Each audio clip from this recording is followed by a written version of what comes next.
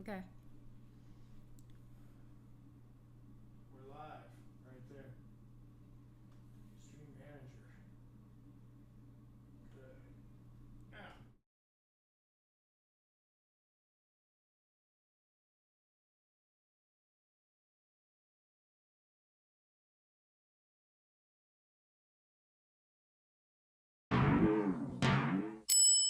Yep, that's better.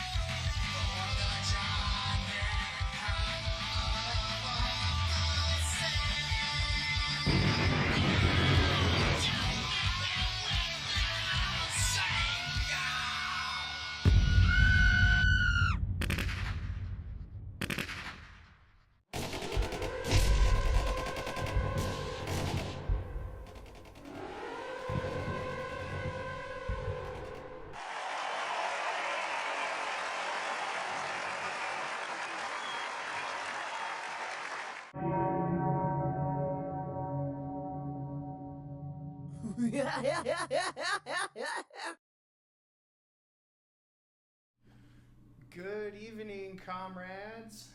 Welcome to the show. The Ardent Pinko Comrade and Friends is live tonight.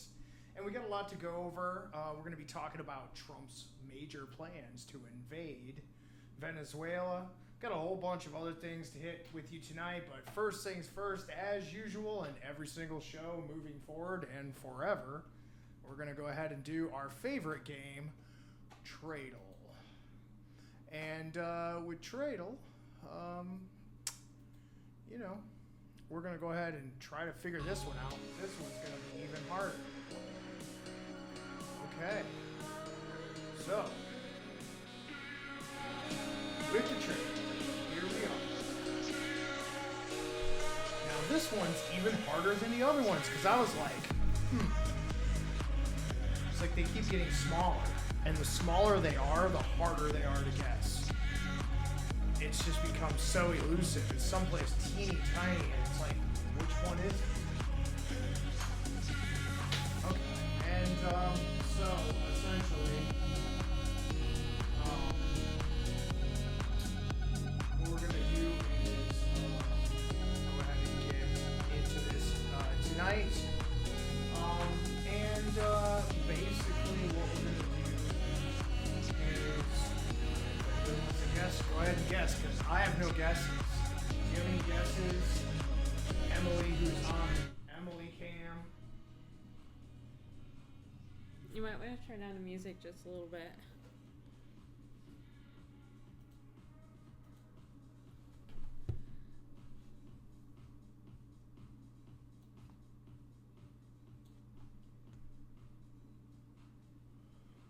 Oh, I'm the full screen. You're on the full screen. That's what I said. Oh. Okay. You're on the full screen. I said any guesses, Emily, for our Tradle. You're not even winning the program here. I didn't get there yet. Oh, come on, girl.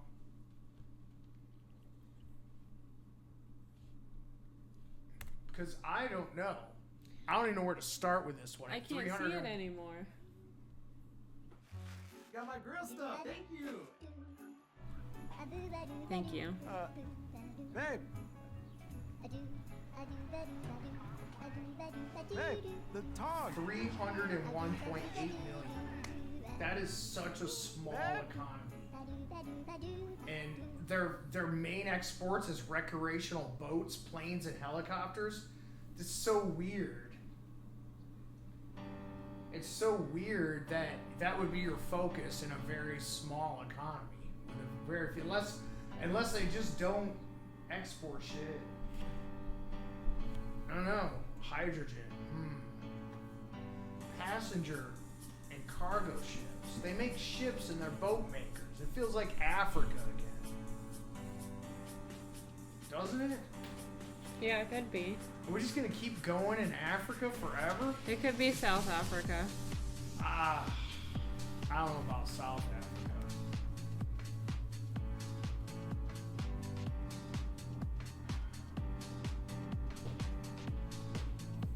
You want me to put it in and try it? Yeah. Okay.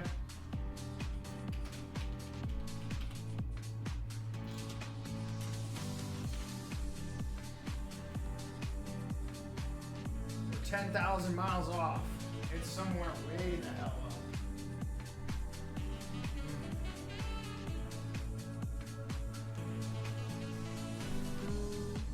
I have a feeling it's in like the Mediterranean or the Middle East or something like that, possibly. They have technology because they make helicopters and airplanes. If you make planes and helicopters, you have technology. It's sophisticated. There's sophistication here, and I would suspect, if I had to guess, planes and helicopters, these are probably military planes and helicopters. Recreational boats, that's interesting. And passenger and cargo ships, maybe that's fucking something to do somewhere. Like, they'll have a $20 million export on that one. And this one's 133.8 million. So they make more recreational boats than anywhere, pretty much, at this point. Well, percentage-wise, anyways.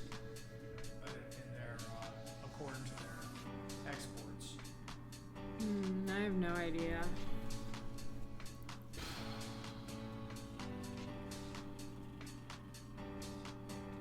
Oh, gosh.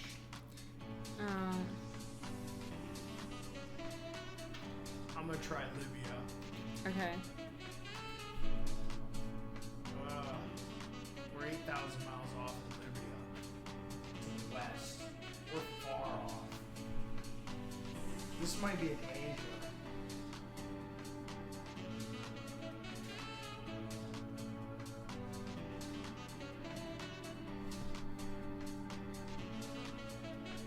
Norway? I don't think so. Maybe.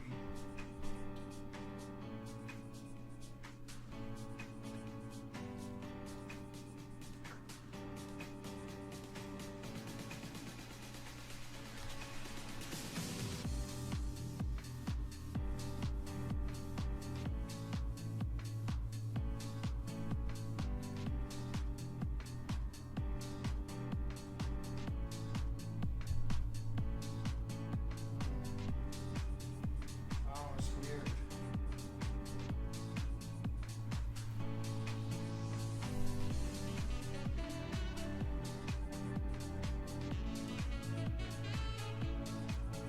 I don't know who makes hydrogen. Hydrogen can be created in lots of different ways. It's usually something they have a refinery process where they refine it through water. Because 2 parts of water is hydrogen. So that's usually how they do it. How about the Bahamas? Okay.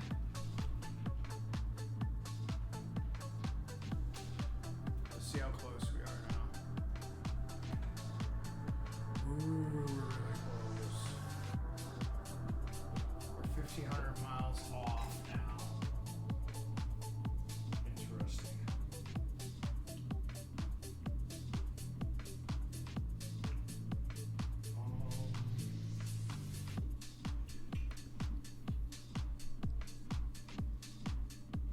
Super close to the Bahamas? Is it We're like... 1,500 miles off the Bahamas. Is I'm it thinking St. Martin? It definitely could be. St. Martin might actually be the answer. Taking It's care small of your enough. money is taking care Yeah, of I your think mental so. health. That's It why I might use even make Experian, sense. my big financial friend. I With was the trying to look Experian at app, I this can check my FICO score, explore savings tools, map. and get matched with credit card offers. Some cards are labeled no There's doomed so decline, many which little means islands if out I'm there, not and I think it's approved, one they of won't them, hurt and my it might credit be scores. St. Martin. That's confidence I can count on. Or Download the Dominica. Experian app today. It's free. Applying for no doomed decline cards won't hurt your credit scores if you aren't initially approved. Initial approval will result in a hard inquiry, which may impact your credit scores. Let's try St. Martin. I like your guess. It's not even going to come up because it's a province. It's actually a province. Is it SA? Huh? Like, is it spelled out all the way? No, it isn't. It's weird, actually.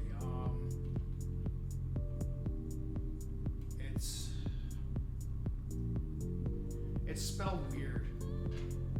I always forget how it's spelled. It could be Puerto Rico. That's Might part be of the too United small. States. Here we go. Haiti, Dominican, Virgin Islands, St. Martin. St. Martin's tiny. And did you know that it's got a French side and a Dutch side? Yeah. It's not even gonna let me pick it because it's like a colony.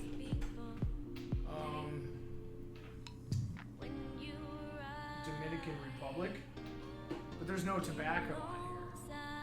Refined petroleum leather. I think they do a lot of tobacco there, which is interesting over here. What do you think?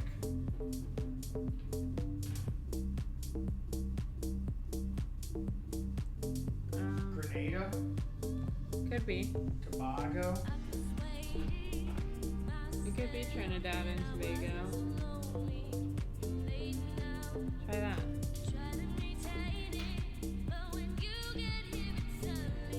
Grenada, we're 59 miles with Grenada. So it's heading back that way from Grenada. It might be Haiti or the Dominican Republic. Those are my last two guesses. Dominican.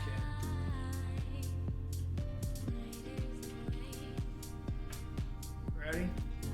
Let's do it. Want to try it? Yeah. Oh, we're so close. What the fuck? Where is this place at? Oh no. It can't be Puerto Rico. Right? Puerto Rico and the Virgin Islands are U.S. territories.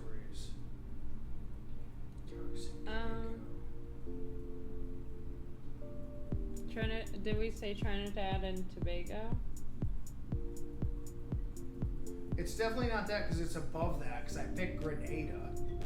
So it's close to Dominican, really close to Dominican. It's perfectly east of Dominican. So the only thing I could think of would be the Virgin Islands or Puerto Rico.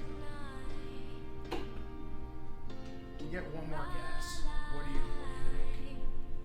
This one is always getting crazy. Right? Yeah, Puerto Rico wouldn't be on there. Yeah, it's definitely not. Because it's part of the United States, right? Yeah, technically. So, Virgin Islands? Virgin Islands are part of the United States. So, Antigua, I'm gonna say Antigua right there. Anguilla. What the hell's out there? Not too much.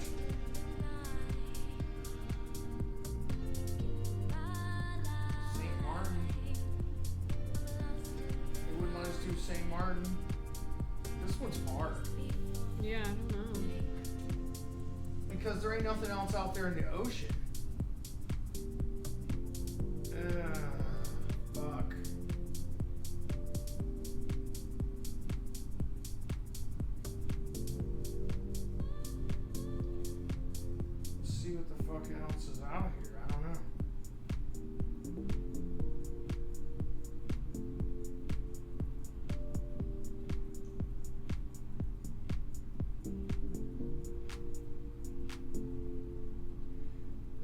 teeny specks of land out there. It's not easy being the one everyone counts on to keep your operation running. That's why at Grainger, we're here for you. Dominica? With professional-grade industrial supplies and fast But delivery. I don't even know if that Call, would work. click Grainger.com, or just stop by. Grainger, for the ones who get it done. The McDonald's snack wrap is back. You brought it back. Ranch snack wrap. Spicy snack wrap. You broke the internet. I'm going with Dominica Snack. as my last guess. Snack wrap is back. Ba-da-ba-ba-ba. Okay, let's try it. Are you okay with that? Yeah. Oh, almost. British Virgin Islands. Jesus Oh. Christ. British Virgin Islands? I had the fucking... Oh, God. Where? Where are they at? British Virgin Islands. These are the Virgin Islands. But it doesn't say U.S. Virgin Islands. It's just the British part of the Virgin Islands. Yeah. Son of a That's a bitch. small. That's so small. It's so small, it's barely on the map. How was I supposed to guess that one? What is everybody's guess for Trado? Like, I would love to hear the chat start to chime in on chat about Trado. Okay, chat?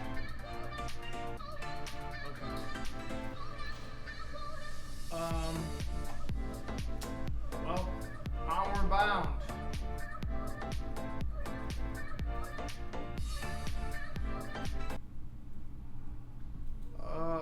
On to the next part. What do we got here? Oh yeah. I know what we have to talk about, right? Is we have to talk about our Twitch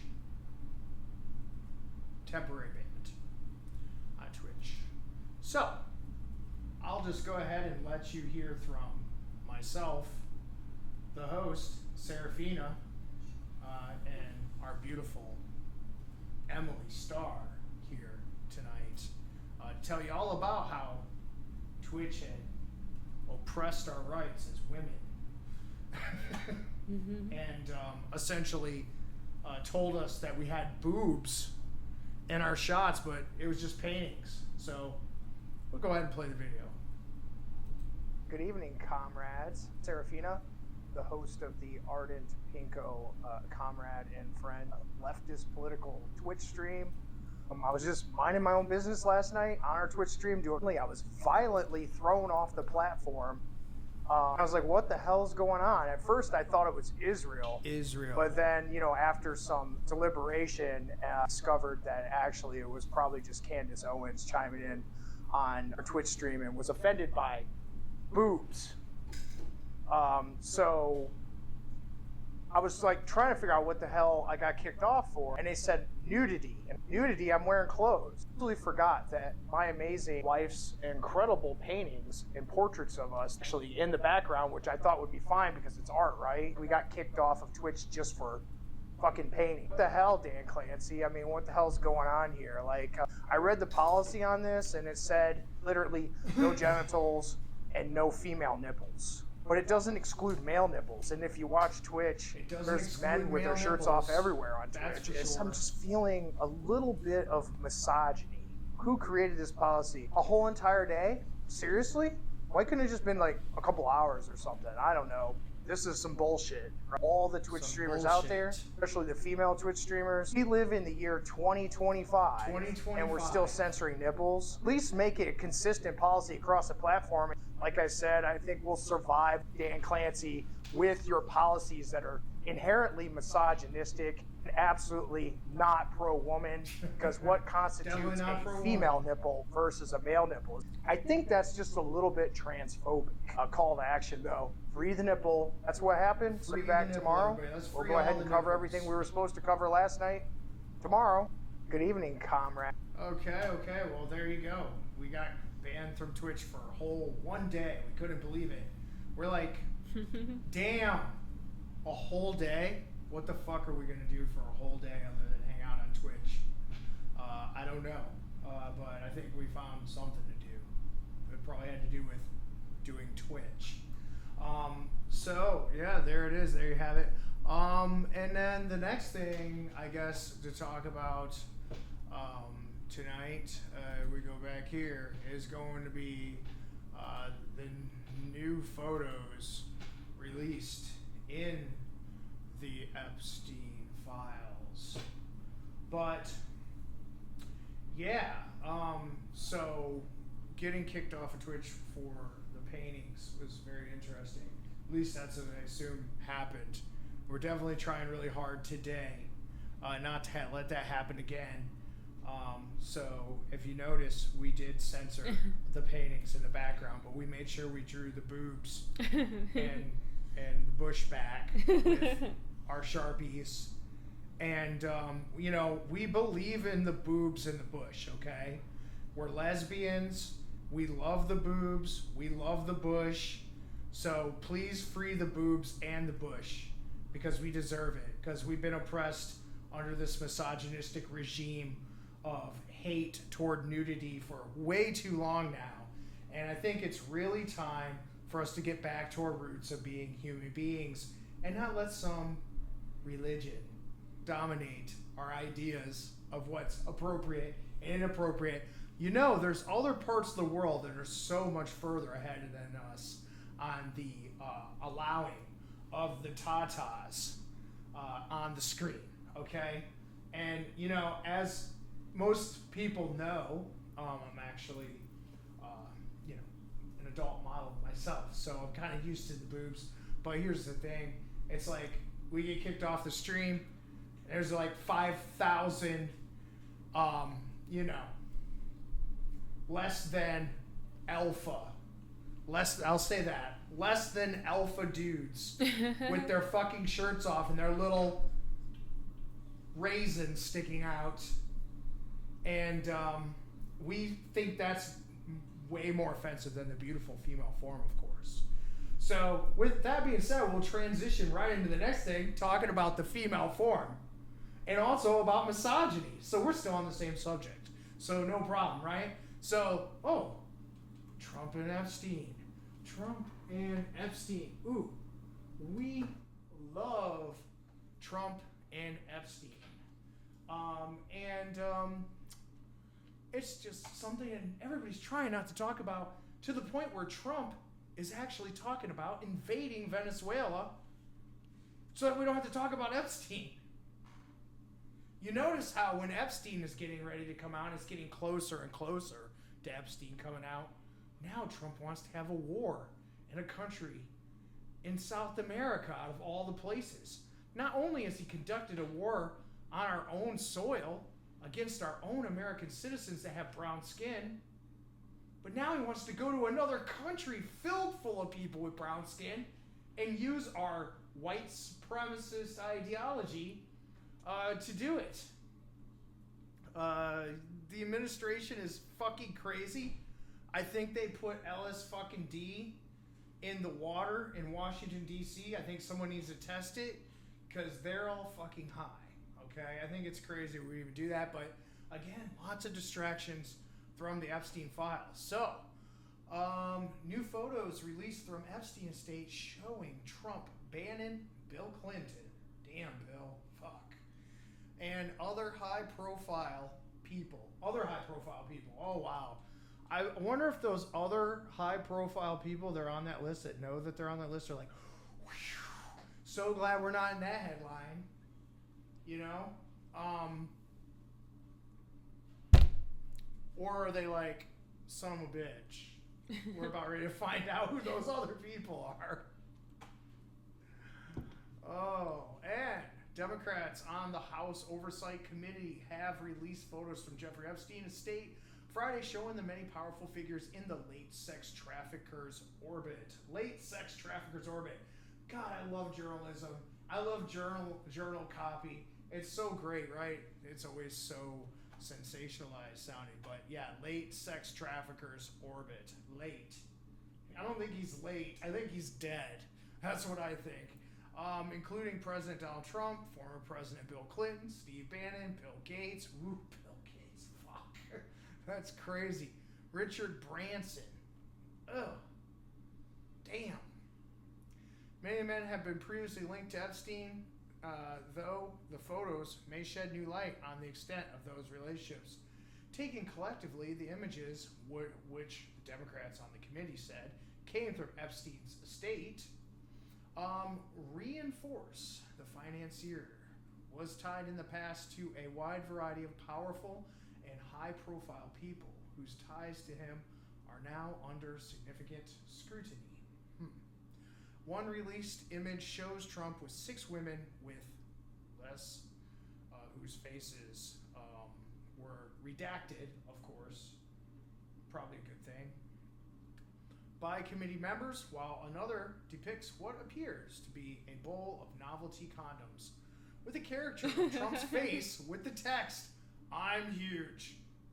The condoms shown in a bowl with a Trump condom $4.50 sign. Of course he put his for sale sign on it. Were produced by a novelty shop in New York City named Fish's Eddie. Interesting. Sounds gay. The item is described as a political satire condom in the National Museum of American History's online collection.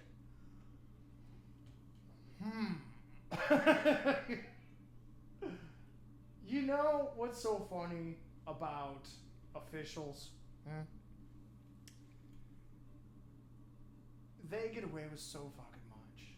And you know what's so funny is he says, how many felonies does he have? 34 plus. 34 that I know of. I'm sure it's more like 90.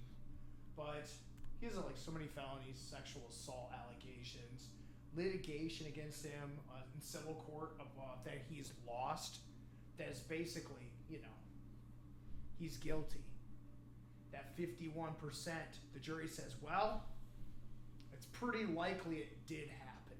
That's what civil litigation is. See, criminal litigation is beyond a reasonable doubt. So a jury of 12 people with a backup jury of 12 people, they have to go,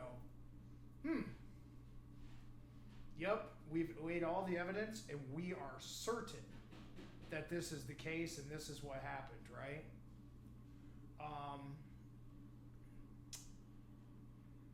But civil litigation, it's a little different. So what the problem with sometimes with a criminal case is that there could be all kinds of things that can happen with the lawyers and suppression of evidence and all this stuff that could happen where the jury wouldn't be able to come to a verdict. But then in a civil litigation case, the burden of proof is smaller. So they say, hey, well, it's a pretty goddamn good likely. It's pretty damn likely that this happened. So we're dealing with a man like that, and then he has condoms there with multiple young ladies, and then a couple that. I mean, we're just going down a path of corroboration here, so I can show you MO. Okay, the man has MO because why?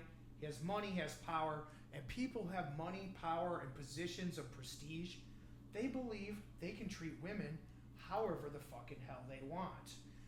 Trust me, I know. I'm an ex-sex worker. That's what I used to do. I've done it for a long time. And I do know if they have money, they think they can do whatever they want. Fucking women are throwaway toys to them, especially if they're billionaires. The more money they have, the more superficial it all becomes to them. It's not a big deal.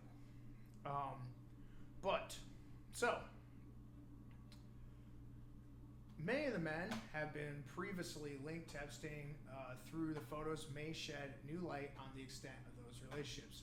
Taken collectively, the image, which the Democrats on the committee said came from Epstein's estate, reinforced the financier was tied in the past to a wide variety of powerful and high-profile people whose ties to him are now under significant scrutiny.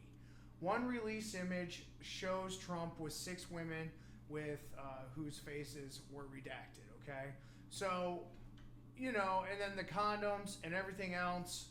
Other release images depict Steve Bannon, Epstein taking a photo in a mirror, which, we all heard about how Epstein had a past tense, Epstein had a micro penis shaped like a lemon. That's the testimony from one of the people that knew him. So that's very interesting. What do we know about white men with really teeny penises? Well, they tend to have billions of dollars. Notoriously really good people. Notoriously? Yeah. They're notoriously really good people, Emily says. Yeah, I mean, maybe. Sure. They're not. I mean, think about it. Like, they all have $1 billion. They always own a yacht because they're trying to make up for that length lost in the dick to the yacht. And then they have, billions of dollars, so they always exploit women. So they're good at that. So 70 additional pictures, while many show different angles of previously released images from Epstein's private island, including a room with an apparent dentist chair and masks on the wall. Others depicted Epstein himself. It's like we see the dentist chair imagery, and I'm just like, what the hell's up with that? Essentially,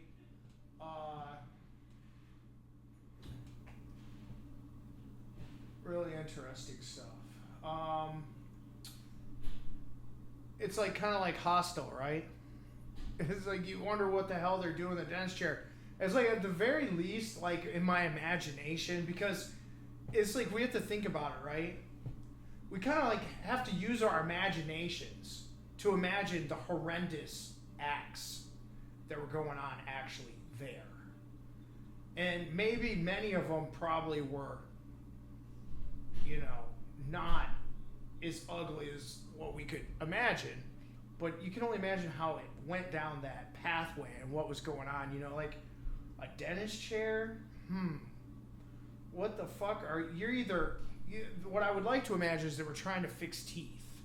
That would be a good thing. And I mean, I can imagine if you were importing people that you didn't want to document, you were sex trafficking them, and you wanted to make their teeth nice so they could be good little escorts for you, you'd want to do their teeth, and you'd probably have a dentist on staff somewhere because you're a billionaire, so you know those people, and they're probably clients to begin with. So hopefully, in my mind, that's where I want to live. I want to try to believe that that's what happened. But then we can go down the darker route, the writer side of my brain, where I can write into horror because I'm a writer. I write horror. And I can really write some really gruesome things that could have been going on in a room filled full of dental equipment, including probably also dentistry drugs that they probably used to do all kinds of stuff. So we can only imagine the horrors that are actually happening there, but I think it's real easy for us to disconnect ourselves from the horror that was actually going on there because they're politicians and they're celebrities. They're billionaires. They're famous people. They're people in our lives every day that we see. We see them all the time. So we don't think of them as monsters, but I think we might have to start thinking of them as monsters. One showed like a convicted sex offender appearing in a bathtub with bubbles. Another close-up photograph of his face. Yet another depicted a man who appeared to be Epstein holding James Patterson's book Filthy Rich in front of his face. These just sound like fucking rich, fucking middle-aged, fucking midlife crisis, fucking white boy shit. That's all it sounds like to me. Released as part of the day's second batch were photographs of a carved pumpkin with a wig and a poster board that read Trumpkin. That's funny. And make Halloween great again. How do we make Halloween great again when we just promote white Christian nationalism? I mean, they hijacked Halloween. We make Halloween great again by getting rid of large institutions of organized religion that are exploiting the government and the tax system in order to achieve unimaginable amounts of wealth that they can use to manipulate elections and manipulate policy and manipulate every aspect of society and manipulate entertainment and manipulate what we're able to see on social media. They just continue to control the narrative. They want to kill off the queer people. You know, queer people are the worst enemy because they speak their truth and live their truth, and that's something they can't even do. So, it's horrible. A close-up of a GX99 massage therapy system. Nice. This is interesting. These photos are so interesting. The most interesting one is this one right here, though. I don't know. I'd like to quit distracting ourselves from this issue with wars abroad and essentially, you know, sending bombs to Israel and committing a genocide in the Gaza Strip, or facilitating, enabling, and you know, a genocide in Israel, along with now we're going to go ahead and have ourselves a genocide in Venezuela next over oil. I'd rather just stop focusing on that and get right back to this subject here, the Epstein files, because as a woman and as an empowered woman, a feminist woman, a woman that had to work to have the privilege to be a woman, to walk in the shoes of a woman and understand what misogyny and what exploitation actually feels like, what it's like to be, you know, essentially assaulted, all kinds of stuff, what it's like to be scared of men like Jeffrey Epstein. I'd just like to see some resolution to this. I would like to see Congress hold our president, Donald J. Trump, big man, big Trump, big T. I'd like to see them hold him accountable for the crimes that he committed against these young ladies. And he's the typical man that has a legacy of this kinds of acts. I would think a deep investigation of his background would also be warranted toward figuring out what happened there. But not just him, but the rest of them too, all of them. All the billionaires and oligarchs in this country that continue to exploit their wealth, to continue to exploit wealth from the working class poor through their tax dodging, through their legislation of morality and guaranteeing that there is an underclass for their, you know, large revenue businesses of their mega churches to continue to rob blind the poor working class through their pulpits and their tithes and everything else, and then have it be tax sheltered. That's the best part, right? So they get all their money tax free because they're a church. But then what do? They use the money from their mega churches, their giant organizations, multi-billion-dollar corporations that are ministering to millions of people, are collecting large amounts of money and funneling it into regimes like the Trump regime to continue a divisive, conservative political movement in this country that's designed to alienate and disenfranchise a large portion of the population of their rights, including transgender Americans, lesbian Americans.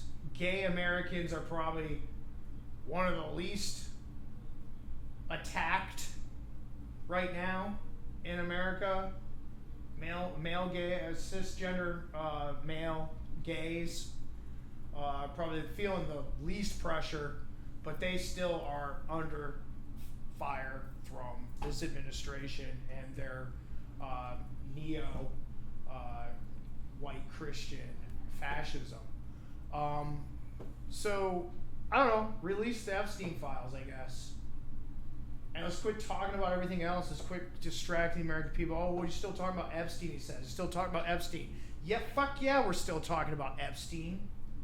It's like, how do you get away with this many fucking crimes? You know what? Every single conservative voter out there, any one of you, if you're conservative and you're listening, and, you know, kind of hope you are, because maybe we can fucking start thinking differently, but,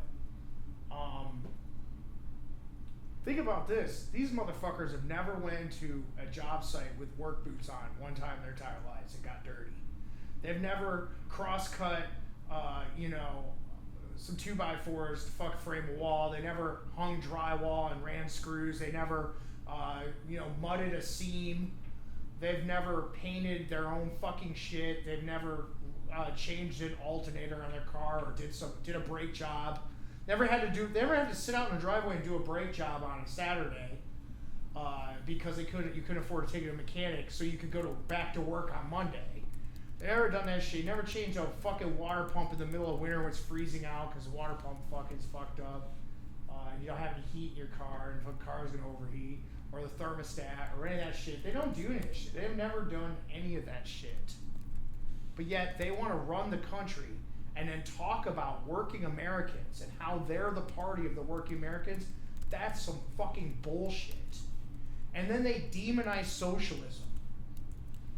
They demonize socialism because they want to keep the status quo of their capitalist society with the underclass that feeds their special people, the church.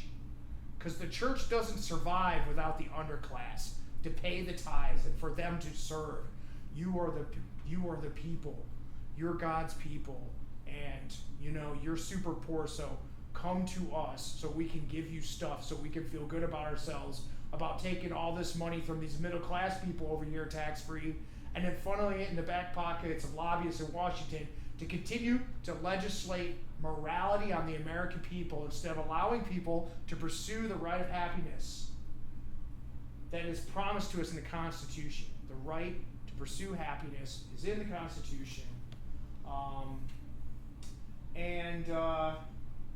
Essentially, you know what I love? I love the Constitution. I think it's a document that has a lot of work that still needs to be done to it. But, you know, freedom of speech, best thing that we have, they're trying to erase that right now. He tries to erase that shit. He's trying to take away our right to dissent. Pam Bondi's big memo out this week with the list of the domestic terrorists that include gender non-conforming people and people who support gender ideology. Brown people, people who don't believe in their cause, people who don't believe in their traditional American values. This is this literal legislation of morality. And when I studied sociology at Western Michigan University, I sat with a professor who was an expert in the field. I'm not going to mention a name right now, but very, very smart man. He was also an expert on hate groups in North America. And he was also a professional witness on some very, very high-profile cases here in Florida, some of which are very famous. But he's a sociologist, and he taught in our class. We talked, and he wrote a book about the legislation of morality, and he talked specifically about the laws that they used against gays in the 1950s. And how privacy wasn't protected. And, you know, we fought for years to get that privacy protected so that way we could have the life that we want to have.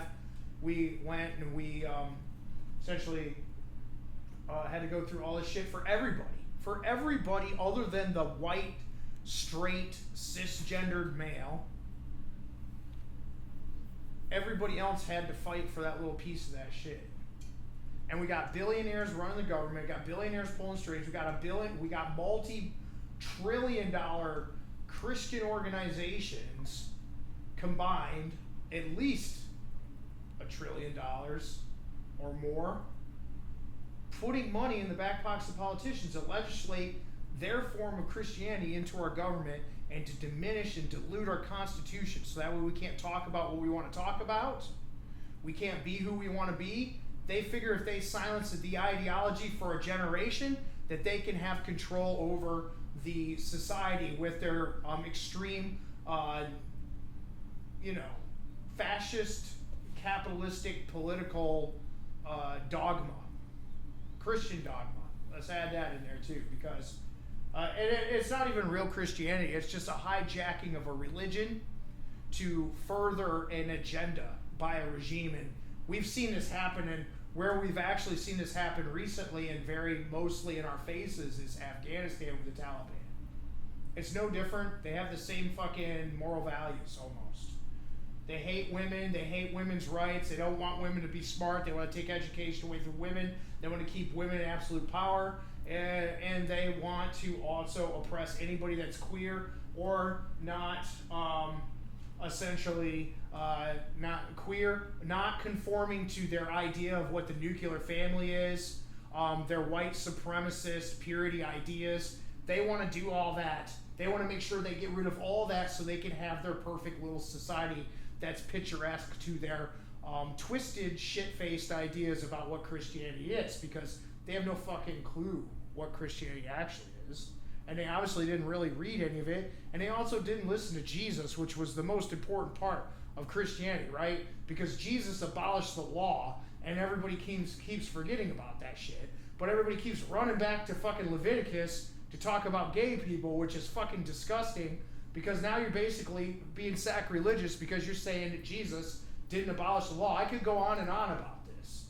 I'm actually an ordained minister too. But here's the thing.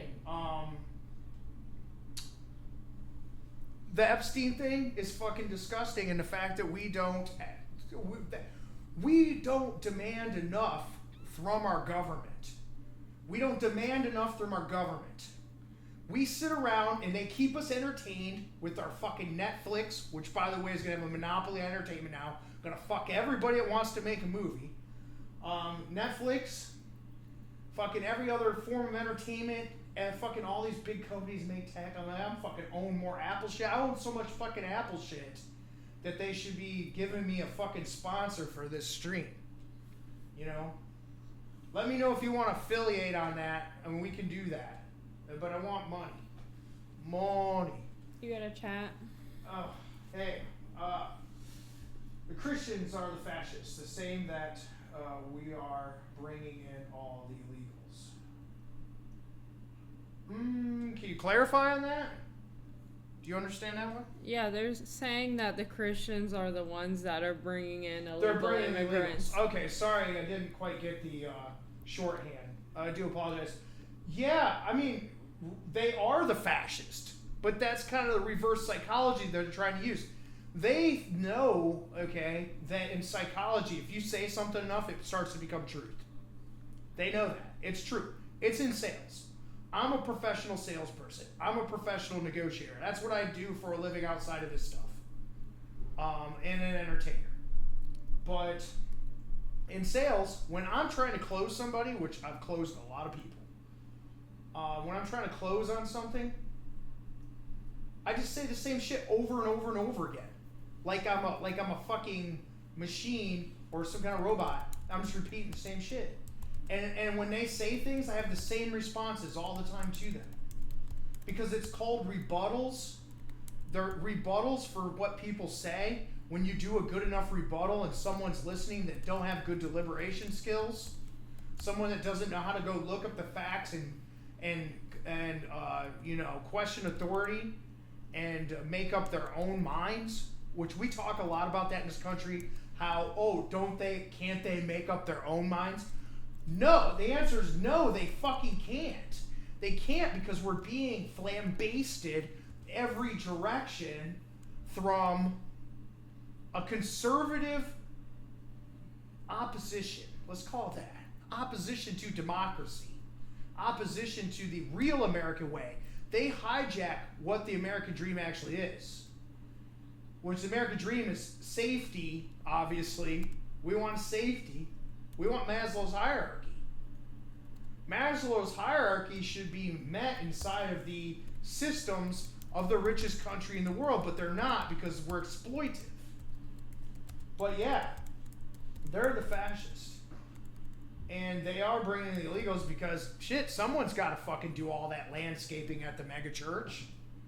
Someone's got to do all the landscaping here in Central Florida.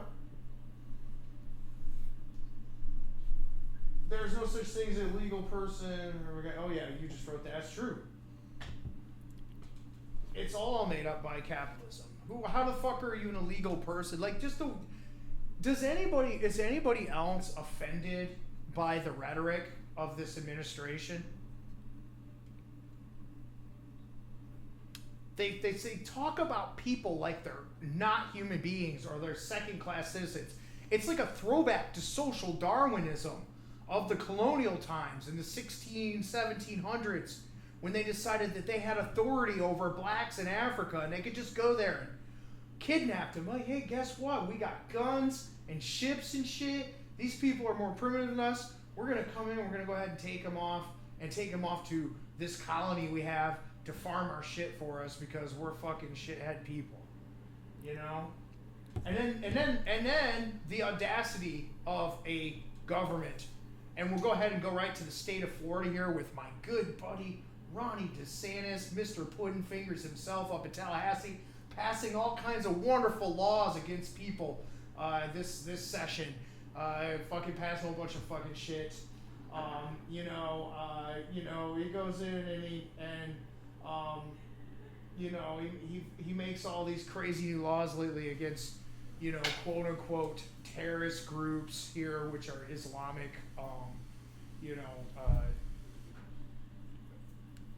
Islamic organizations are designed, to help out those folks and a bunch of other stuff. And then he's like always passing these, laws against queer people, and he's ripping up the rainbow sidewalks and shit like that. And, just trying to, it's always all just a bunch of performative shit to try to appeal to his base as a bunch of old white people walk around going, oh, fuck yeah, man. Look at that shit. They tore up that fucking sidewalk finally with that queer-ass shit on it. And it makes them feel better. But the rest of us are being fucking stomped on by someone that doesn't even share even remotely the same life as the rest of us. No representation. We should be mad as hell as Americans because we have taxation without representation. That's exactly what's going on right now. It predates it as it would fall under I'm sure even before that. Well, yeah, it all predates it. It's ancient. These ideas of dominance in society are ancient. They go all the way back to the beginning of civilization, the cradle of life, and everywhere else. And then all the civilizations that we knew that started even before those documented ones, because the history's always been off. But what I'm making a point is DeSantis has come up with a bunch of legislation in Florida that doesn't teach critical race theory. He wanted to make sure that didn't happen. They all want to make sure that didn't happen. That's woke. Anything that's smart, that makes us realize how oppressed we are, that makes us realize that we're being fucking shammed by people that we voted for to go up there. Who the fuck's voting for these people? Why do you vote for these people? They're not for us. Don't fucking anti-union? Damn. It's like you guys are like fucking. It's like the fucking conservative electorate are like a bunch of cucks. It's like they want to be fucking beat down by their leaders. These are the same people who stand in a burning building. They gotta have someone to tell them to run out the door. It's fucking crazy. Anyways, Epstein. Let's get the files out. Congress, I call to you. We vote for you. We vote for you. We pay the tax. We pay your fucking salary. Go get the son of a bitch and get these out. And all these motherfuckers are gonna pay. Okay? A little quote from one of my favorite films for you. Next thing. 15-minute Capitol Christmas party. Woo! Let's check it out. Don't act like you don't want it. Maybe.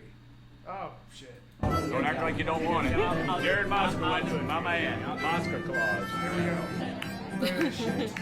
This is crazy. They're having a hoedown. See, this is what's actually going on at the Look gas. at Lauren Boebert and John We got Fetterman. Clover all in there. Look, look, the fucking look cheeses at that of the shit they're aerosol eating. family. He I won't invited me even to be eat that Santa fucking here, shit and out I of couldn't can. commit. But now it's like turns out I can make it. He told me there's no dress code though, so then I could definitely show up. He's a dictator. He's homeless, but he's not crazy.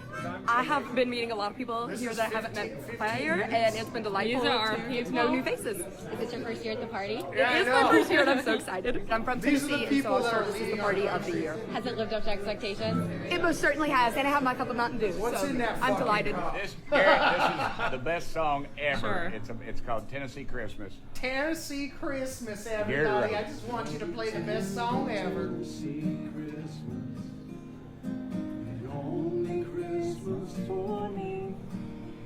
It's always a tough year, but we'll have is Democrats painful. come in and Republicans. I don't really care. Some of my best friends are across the aisle. My buddy Steve Cohen. Best for friends are instance, we don't across the agree on aisle. Why don't you anything. We get know. fucking But along and I start called my doing mama some when shit, my daddy died, motherfuckers? and I'll never get That's past what's up with the that. Democrats I just right don't there. think You they're heard it gonna from the do Republicans. Life's too dadgum short. Some of my best friends are across the aisle there. We collaborate on screwing over the American people every damn day of the week. Merry fucking Christmas. There's your tax dollars. We're all sitting out here wondering if we're gonna have fucking food stamps next month. Fucking rather, or like the insurance thing. They're all out here fucking around, and they could like be in there doing something about the health insurance problem right now. They still got time to fucking come up with a deal on this, but they're not gonna do it. They're having a fucking little Christmas party. They're playing some weird ass shit. He's They're like, eating. well, I don't give a damn if you're Republican or Democrat. Some of my best friends are across the aisle. You then act like it. Fucking act like it. How is it? This is the lame duck fucking government that doesn't get nothing done. And it's been that way too fucking long. The fact that it takes 10 or 20 years to get one thing done, you know what? We're still deliberating marijuana in the 2025. More elitist. Is that my argument? No. They need to be less elitist. We need less people in the fucking government that are full-time professional politicians. They all run other fucking businesses. You think this is all they do? This little fucking salary they get? Hell no. Most of them own some kind of big fucking farm because that farm was given to them through generational wealth, okay? So people think generational wealth always looks like you pull up to somebody's house and they got the little thing and you drive up and they're like, look, there's a mansion. And oh, they have a hedge labyrinth. Oh, they must be rich. That ain't what generational wealth always looks like. Generational wealth sometimes looks like in the middle of Iowa when you're a young white kid growing up in Iowa and your daddy has like 10 fucking dually trucks and like 10 or 15 combines and 2,000 or 3,000 acres of land that they farm, depending on what year it is. You got corn and beans and shit. And then they have another fucking farm that's fucking cattle or pig or whatever. That's American generational wealth. If you're a kid in this day and age and you're growing up on land and you got space and you ride four-wheelers and shit up and down trails on your property, it's called generational wealth, which has been slowly trickled out of the middle class to only the upper echelons of society, the top 4% or whatever, making over $400,000 a year. This is an example. So we need less of that shit. Less of people need to be. We need to revolve the politicians faster, so ideas can move quicker. There should be more term limits on this shit. We also should get back to people, regular everyday people serving the government. It's like, well, yeah, you need to be educated and informed. But there's a lot of educated, informed people wearing the blue collar out there. I'm one of them. I've been a blue collar worker my whole life. I've recently, in just the last 10 years of my life, have I gotten where I'm working in an office setting. But wouldn't you rather see someone that's been out there in the dirt, who knows what it's like to have a service job, who knows what it's like to have to go to a job site at 7 o'clock in the morning and start up a generator and roll out $2,000 worth of tools to make a couple $100 for a day? Or what it's like to try to run a small business on very little, on zero business loans, because the credit score in this country is limiting to how far you can go, and they do that on purpose. It's a form of discrimination. You wouldn't rather have somebody like that in charge of everything? Someone who's thinking about what it's like to go to the grocery store and not have enough money? Don't know how you're going to cover the bills this month? I mean, I'd rather have people like that who have intelligence, who understand how the change needs to happen, making decisions, than a bunch of people that grew up on 2,000-acre farms with all the privilege in the world. I mean, it's great they had a nice life. Happy for them. I don't think they know shit about what it means to be an American working class person out here trying to make it an economy that's got so much inflation in it that costs $600 a month to eat food now, $400 a month for electricity, and $2,000 a month for a fucking small apartment. You know, that's just insane amounts of fucking money for the working class. The percentage that the working class is giving away toward living now is over 60% of their income goes toward rent. You know,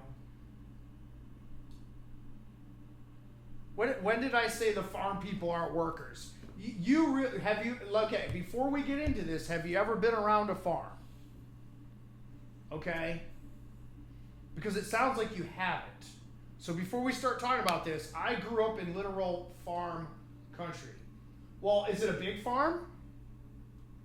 How many acres is it?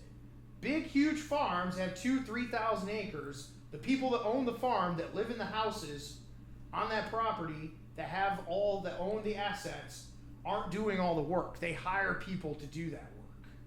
It's a business. 1,200. Yeah, we ranch on federal land. Okay, great. You ranch on federal land. That's good for you. I'm not saying they're not workers. You're not listening to me.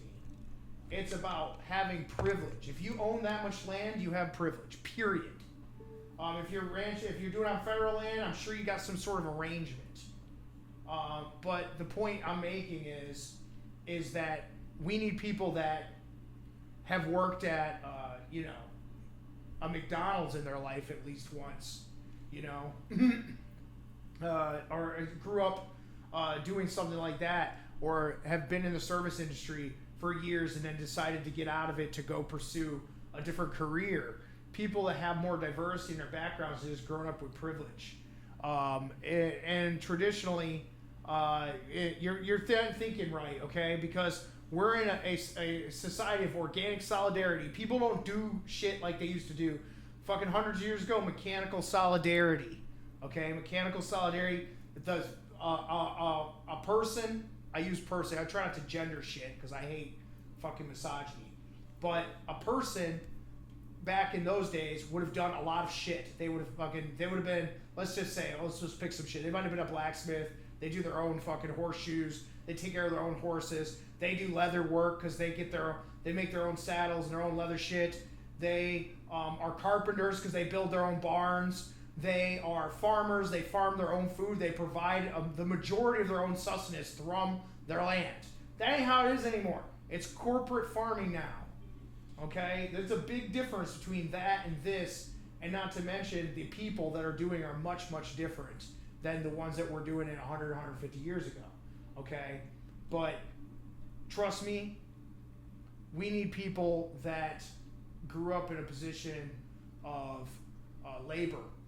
What it's like to walk into a factory in Detroit and punch fucking safety switches for 8 hours straight, 8,000 times to make one part for a car that's part of a major corporation that is a billion-dollar corporation paying them, barely a living wage to do something like that, or maybe a medium wage. Any way you look at it, any time you have an hourly wage, you're paying somebody an hourly wage instead of commission or instead of profit sharing, it's exploitation, period.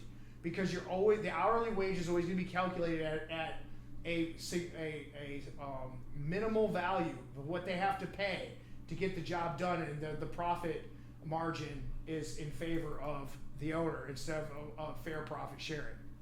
So, yeah. Good question, though. Let's see here. What we got now? This shit. Let's go on. And if you can't hear it from them, then hear it from me. Here, let's start that one. As I... One more time, actually. Hang on. Oh, fuck. It's always doing this shit. Okay. About racism. And if you can't hear it from them, then hear it from me. As a white woman and a daughter of a man of privilege and power, he knew that his strength was to bring people that didn't look like him to the table of government. And so 50 years later, after Barbara Jordan, aided by white people to have a voice, the first woman of color elected to the South, a woman who sat in the impeachment of Nixon, a woman who said that finally, after amendment, debate, and vote, I am finally part of we the people. Yeah. To stand here as a 50-year-old woman and know that we now go back in time. Back in time. I want to talk about that right there real quick. That was kind of my main point of this whole video, but this woman is on fire, and she's in Texas, and she's mad as fucking hell at the racial redistricting or gerrymandering. So, what I would say is, how the fuck did we get here? Where we literally talk about out loud about gerrymandering, which has been talked about tongue-in-cheek for years and years and years. Of politicians, well, what about gerrymandering? Well, you know, we don't know what's really going on with there, blah, blah, blah, blah. Now we just say it out loud. Oh, we're going to go ahead and redistrict and gerrymander this so we can have an advantage, so we can keep the power. You know, when I studied sociology, I had another instructor, and she used to tell me, the main lesson that was ever learned in sociology was, what's the job of a politician? To be reelected. And then, essentially, you know, what do they want? You know, they want to keep the power. And that's what she's talking about. But she's fucking railing them on this redistricting, mouth ain't working, in Texas, which is really fucking interesting because we women stand up and talk shit like this. And it's a good speech. I'm going to continue it. And so let's talk about cowardice and cheats. Because if you knew you could win this next election, you wouldn't be taking this effort to try to steal 5 seats from elected officials that members of color elected to represent them in Washington, D.C. You wouldn't be doing everything you can to take this coalition of diversity and stand up at the mic and say, why are we doing this? Because we can. Because we can. And you shield your racism with your party, with ignorance and arrogance, to come up here and say, to be honest with you, I haven't read the bill from the other side. To be honest with you, I haven't talked to the lawyers to be bringing this before it. Because you think that people will give you grace on ignorance and arrogance around party because you can't admit that the root of all of this is about racism and power. Yeah. A power grab. Yeah. A pure power grab. Yep. And so I'm going to ask, don't shake your head. Because I'm going to give you a moment to prove what you mean behind that. Because when Donald Trump called Georgia Republicans and said, hey, boys, I need you to steal me almost 12,000 votes. To those men credit, they said, no, sir. We already know what Governor Abbott said. Mic drop. Because this is about racism.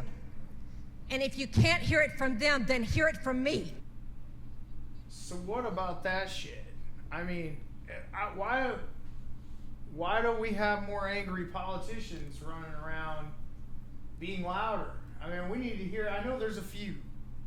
I think there's some, I think in the face of this administration's, I like calling it a regime because that's what it's more like than an administration.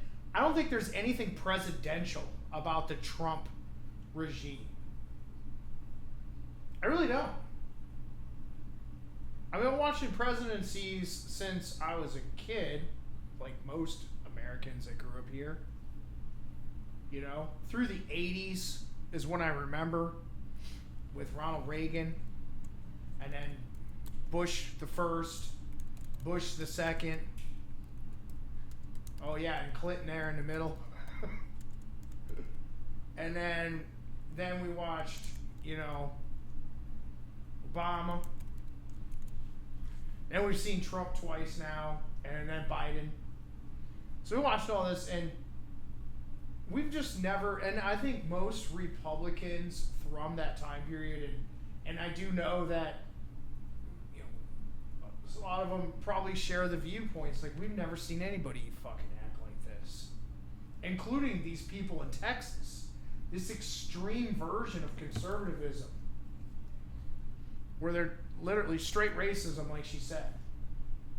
The fact that we accept the idea that we would redistrict something based on race to gain votes so you can keep the power, we should be pissed. Literally pissed. And you know what we should do is what we should do about that is we should vote. Because, I mean, right now we still got democracy, I guess. We'll see how long it lasts underneath this regime, but, you know, the midterms are coming. And what we've seen happen right recently is a huge swing toward, you know, blue. And we're just going to say blue and red because that's all we get right now, so. But there's always some alternative choices and ideologies here for us to think about. And it doesn't feel like we ever think about them. And they demonize alternative ideologies to their status quo so they can keep the power. So that's a good clip. I like that one. Protesters interrupt Kristi Noem hearing with exorcist line. This one's fun.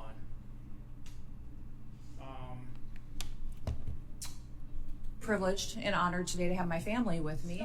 I'd like to introduce them to you. The interruptions of congressional business is a violation of law, is a criminal offense under federal law. Audience members are advised to take their seats and maintain order. The chairman may now ask Capitol Police to remove and arrest the persons creating the disturbance. I'm very privileged and honored today to have my family with me. I'd like to introduce them to you. The power of Christ compels you. The interruptions of congressional business is a violation of law, is a criminal offense under federal law. Audience members are advised to take their seats and maintain order. The chairman may now ask Capitol Police to remove and arrest the persons creating... Great. This is fucking great. I love this shit. We need to do that. Hey, you know what? This is the best use of Christianity against them. We should start doing exorcisms on all of them. We should just fucking run out with the scepter and the holy water and start going like this. The power of Christ. Exorcise them demons. They're fucking demonic. A man dressed as a priest exercised his right to protest on Thursday, shouting a famous line from a seminal horror movie during a hearing with the U.S. Homeland Security Secretary, Kristi Noem. Homeland Security Secretary. That bitch is the Secretary of Homeland Security? Damn. I suppose they're probably talking about Antifa this week, too. I wonder if they figured out where the headquarters of Antifa is yet. You think they figured that out? Maybe. I don't think so. And then they're probably talking about how to disenfranchise transgender Americans further, and how to, you know, fuck women out of their rights to their bodies so they can control them and turn them into breeding vessels, because that's their fucking goal. You know, that's what they're talking about this week. As Noem delivered her opening remarks before the House Committee on Homeland Security, two protesters disrupted the session, with the one protester in a priestly garb yelling, "Stop ICE raids." The power of Christ compels you, and deportation, the power of Christ compels you. So cool.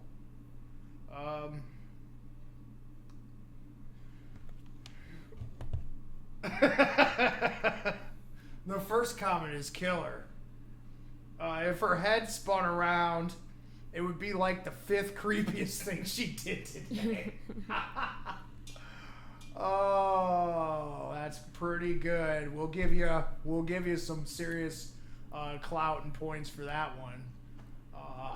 Gosh, what are we gonna do with these people? Oh, what do we got here? Stop fear-mongering. ICE does not arrest or deport U.S. citizens. We have proof that that's the case. So let's talk about this one. Department of Homeland Security, and it says, stop fear-mongering. ICE does not arrest or deport U.S. citizens. If a U.S. citizen is arrested, it is because they have obstructed or assaulted law enforcement. ICE does not arrest or deport U.S. citizens. I just want to ask briefly each of the 5 U.S. citizens that are here, is this tweet a lie? Mr. Retes, is this tweet a lie? 100% it's a lie. Ms. Figueroa, do you agree? Is this tweet a lie? That's a damn lie and they know it. It's a damn Mr. lie. Chavarria, is this tweet a truth or a lie? It's a lie. Mr. Ramirez, is this tweet true or a lie? It's a lie. Ms. Velez? Thank you. Now, every U.S. citizen here agree that this tweet by Homeland Security is a lie. And Secretary Noem should be ashamed. I like how they blew it up on that She big should card. resign. It's pretty funny. That's She should not be fucking running hilarious. any agency of the United States. Let's stop that for just a second right there. Do you know how much money they probably spent on that fucking shit? How much money they spent on that shit to blow that card up that big? It's taxpayer dollars right there going down the drain. It was like probably $300 to make that. Like $300. That's like a $400 hammer. And if anybody's ever dealt with the alien conspiracy thing like I do, which I'm really into, I'm gonna do some pieces on that too. The $400 hammer is the joke because that's what they used to put in the NASA budget. It's a $400 hammer, and it's like a hammer, right? To fucking hide money in the budget, so that way they could use it to do nefarious activities. But yeah, that's fun crazy. Of America. This is actually a tweet by the Department of Homeland Security, and it says, stop fear-mongering. ICE does not arrest or deport U.S. citizens. If a U.S. citizen is arrested, it is because they have obstructed or assaulted law enforcement. ICE does not arrest or deport U.S. citizens. I just want to ask briefly each of the 5 U.S. citizens that are here, is this tweet a lie? Mr. Retes, is this tweet a lie? 100% it's a lie. Ms. Figueroa, do you agree? Is this tweet a lie? That's a damn lie and they know it. Mr. Chavarria, is this tweet a truth or a lie? It's a lie. And Mr. Ramirez, there you have it. Mr. Ramirez, is this tweet? It's a big fucking lie.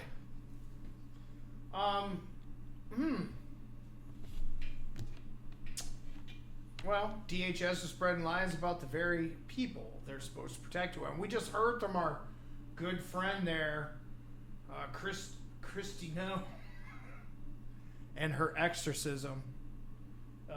And all this shit, yeah. The exorcism is going on. They're starting the exorcism with giant cards with tweets on them that are a damn lie.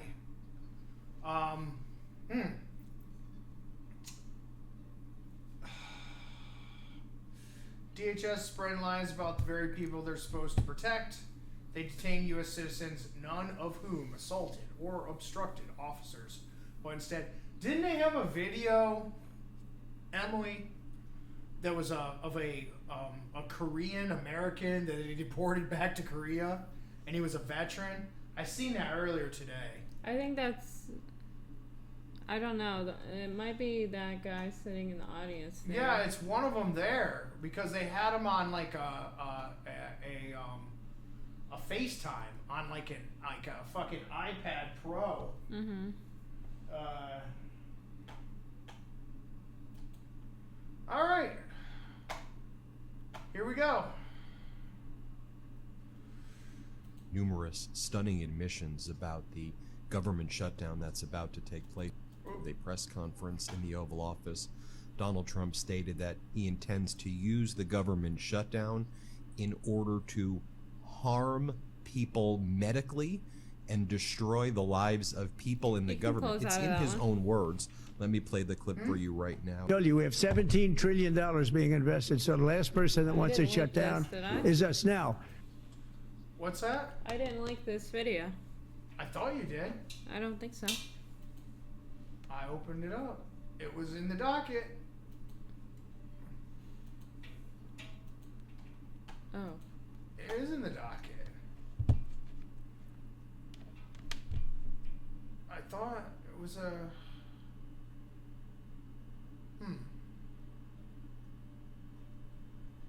3B.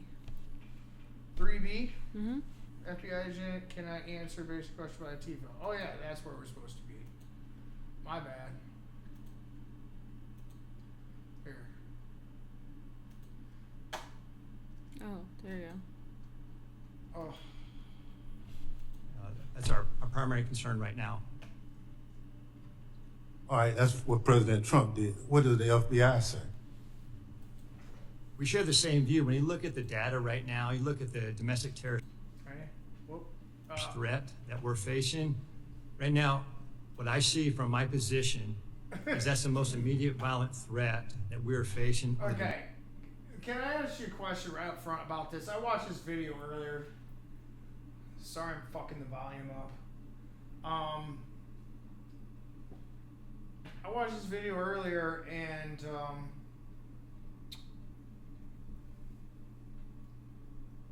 dude, does this guy sound fucking confident to you at all? I'm thirsty. I need water. Does he sound confident? I think he sounds nervous. And I've heard other people sound nervous like that underneath testimony. You can always tell when they're fucking lying. This guy's so full of his own shit that he could eat his own shit all day long and not even notice it. Domestic side. So where is Antifa headquartered? What we're doing right now with the organization. Where in the United States does Antifa exist? If it's a terrorist organization and you've identified it as number one. We are building out the infrastructure right now. I love this man. So what does that mean? We're trying to get the information. You say Antifa is a terrorist organization. Tell us as a committee, how did you come to that? Where do they exist? How many members do they have in the United States as of right now? Well, that's very fluid. It's ongoing for us to understand that. The same, no different than Al Qaeda and ISIS. No, I don't want you. I'll ask one question, sir. I just want you to tell me. Sir. If you said Antifa he can't is even the answer number it. one domestic terrorist organization operating in the United States, I just need to know where they are, how many people. Where's the I don't want a name. headquarters? I don't want anything like that. Just how many people have you identified with the FBI that Antifa It's going to be is every made single of? trans person in America is Antifa. Well, the investigations are active. So you All wouldn't the come to this Democrats. committee and say something you can't prove. I know you wouldn't do I it. wish South Park would make an episode about this. I don't know if they But you did did. yet or not, but that would be fucking fun. Executive Order Domestic Terrorist Organization, Antifa. The leader of Antifa. That's our primary concern right now. Who's the leader of All right, that's Antifa? what President Trump did. What does the FBI say? Trey Parker, Matt Stone, who's the We share leader the of same view. When you Antifa? look at the data right now, you Who? look at the domestic Tell us terrorist who threat the fucking that leader we're of facing. Antifa is. Only South Right Park now, can answer this what question. I see from my position is that's the most immediate violent threat that we're facing on the domestic side. Listen to So this where is the Antifa headquarters? fucking cocksucker. Look, I'm just gonna say it. See him? Look at his pointy bald head. Look at them ears. Do you hear his voice? Do you see that? Look, mouth breather. You see it? Do you think that he's telling the fucking truth? Why is he there? Look at this. What is he? A fucking purple tie? Who does he think he is? Jesus? What the fuck? I bet you that lapel pin is Donald Trump. What do you want to bet? I bet you $1,000 that's fucking the Donald Trump lapel pin right there. I see someone else wearing one just like it right behind him. They're all wearing that Donald Trump lapel pin. The little insignia of their Fourth Reich.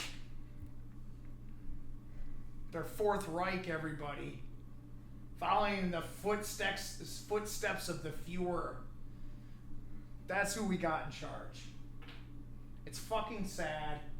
You know, I grew up in the 80s. Okay? I'm going to write an article about this. You guys are going to see a lot more long format content, essays, stuff like that through me. I'm a writer. That's what I do. I write. I spent a lot of money and went to a really good school and got really good grades. So I'm a writer, and I want to write about this thing because in the 80s we had this thing called the Red Scare, and it's really interesting because most of us never thought we'd actually live through the 80s because we're going to be nuked. You know, put things in perspective, it was a time period when there was literally B-52 bombers in the air encompassing the globe 24 hours a day for years and years and years and years, armed with nuclear warheads. We were all about to die all the time. Okay? Now, go to Hollywood, 1985, 86, 87, 88, maybe between 82 and 87. Every single fucking movie ever made in the action category was something about taking out the fascist dictator. It was all about taking out the fascists. Everything. Now, it's like, what the hell happened? How did we get so far away from that idea that fascism was bad? The original Antifa was the United States Army during World War II. Okay? We got sick of this shit. That's why we have democracy. That's why we have 3 branches of government. 3 branches of government designed to balance out the central branch. Centralized control of the resources in the government is not the answer to a society, especially a society of working class people. But don't let them fool you and try to make you believe that they didn't plan all this. Of course they did. They're not stupid. They just want you to think they are.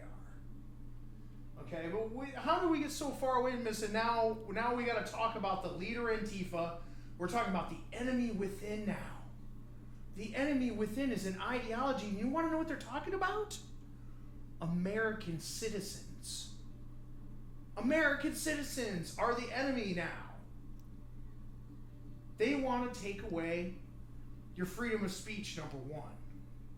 They want to create a true surveillance state where they can have an absolute military law grasp on society and dissent, like every other dictatorship in the world. And they already have tons of models to go by. They don't have to come up with a new model or a new design.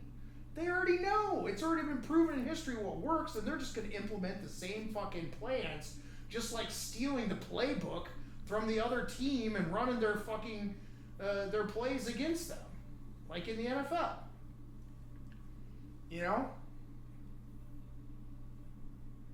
And this is what we've been fighting against for the entire history of this country, and now money and capitalism itself is going to be the downfall of the democracy and the 250-long experiment of the United States of America, because we've allowed this to happen with trickle-down, quote-unquote, trickle-down economics and corporate monopolies and corporate conglomerates.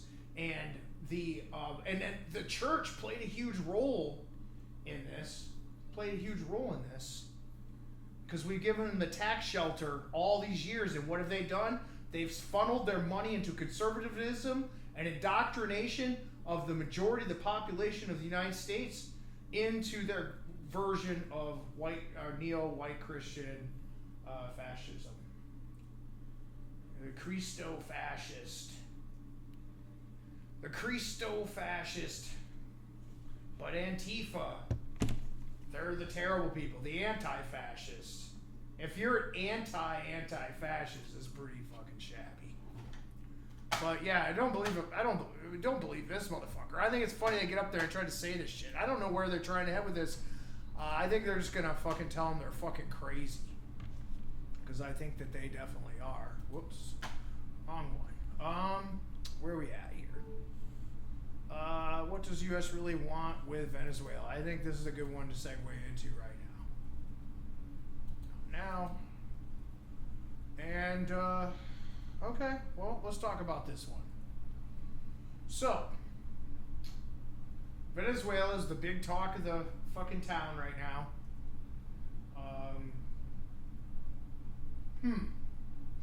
Well, let's talk about it from a military perspective.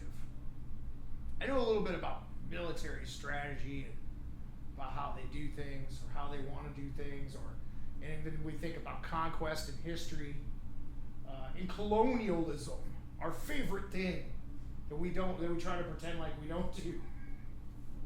It's laughable. Well, think about it. He fucking, the first thing he starts talking about all the time is fentanyl. Okay? Now, fentanyl is a big problem if people are using it, because it's probably going to kill you, so don't recommend. But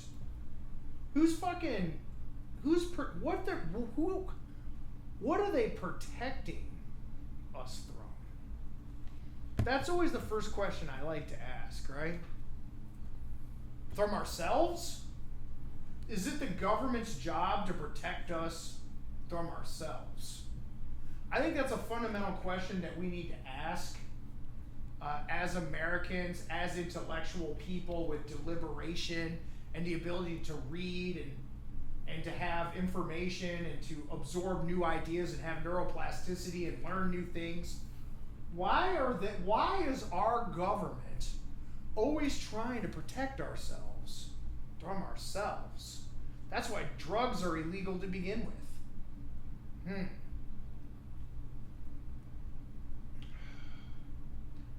I mean, there's plenty of lobbyists involved in this right now, okay? Big pharmacy, guaranteed, they put pressure on them over this shit. Big alcohol. You know, they really don't want the weed legal. That hurts them because it's hurting them now because people are California sober. People don't want to drink, don't want to put the poison in the liver anymore. We can eat some cannabis gummies and be happy people. We don't have to do that shit. Have a cannabis cocktail. Not have a hangover. It's nice. They don't want that shit. Plus, you know, when you drink alcohol and you're addicted to alcohol, it makes your lifespan shorter. So if you die faster, they don't have to pay you as much Social Security. Don't forget about that. So they don't really give a fuck about us, because if they did, why did they allow tobacco, the tobacco industry, to come into our country and literally dominate it for years and for decades? It dominated everything. I remember there were cigarette commercials on television when I was a kid. There were every other commercial while I was watching cartoons was a cigarette commercial. And then every other commercial was a beer commercial. And then a soda commercial, which, by the way, is just as bad. It doesn't make you drunk, but if you drink soda all the time, it's horrible for you. They don't fucking worry about any of that stuff, or fast food, or instant gratification of everything. Or how about the huge proliferation of gambling? You know? They don't care about that either. They don't care if you blow all your money on gambling on an offshore gambling site that has a fucking server in Romania. You know, they don't care about that.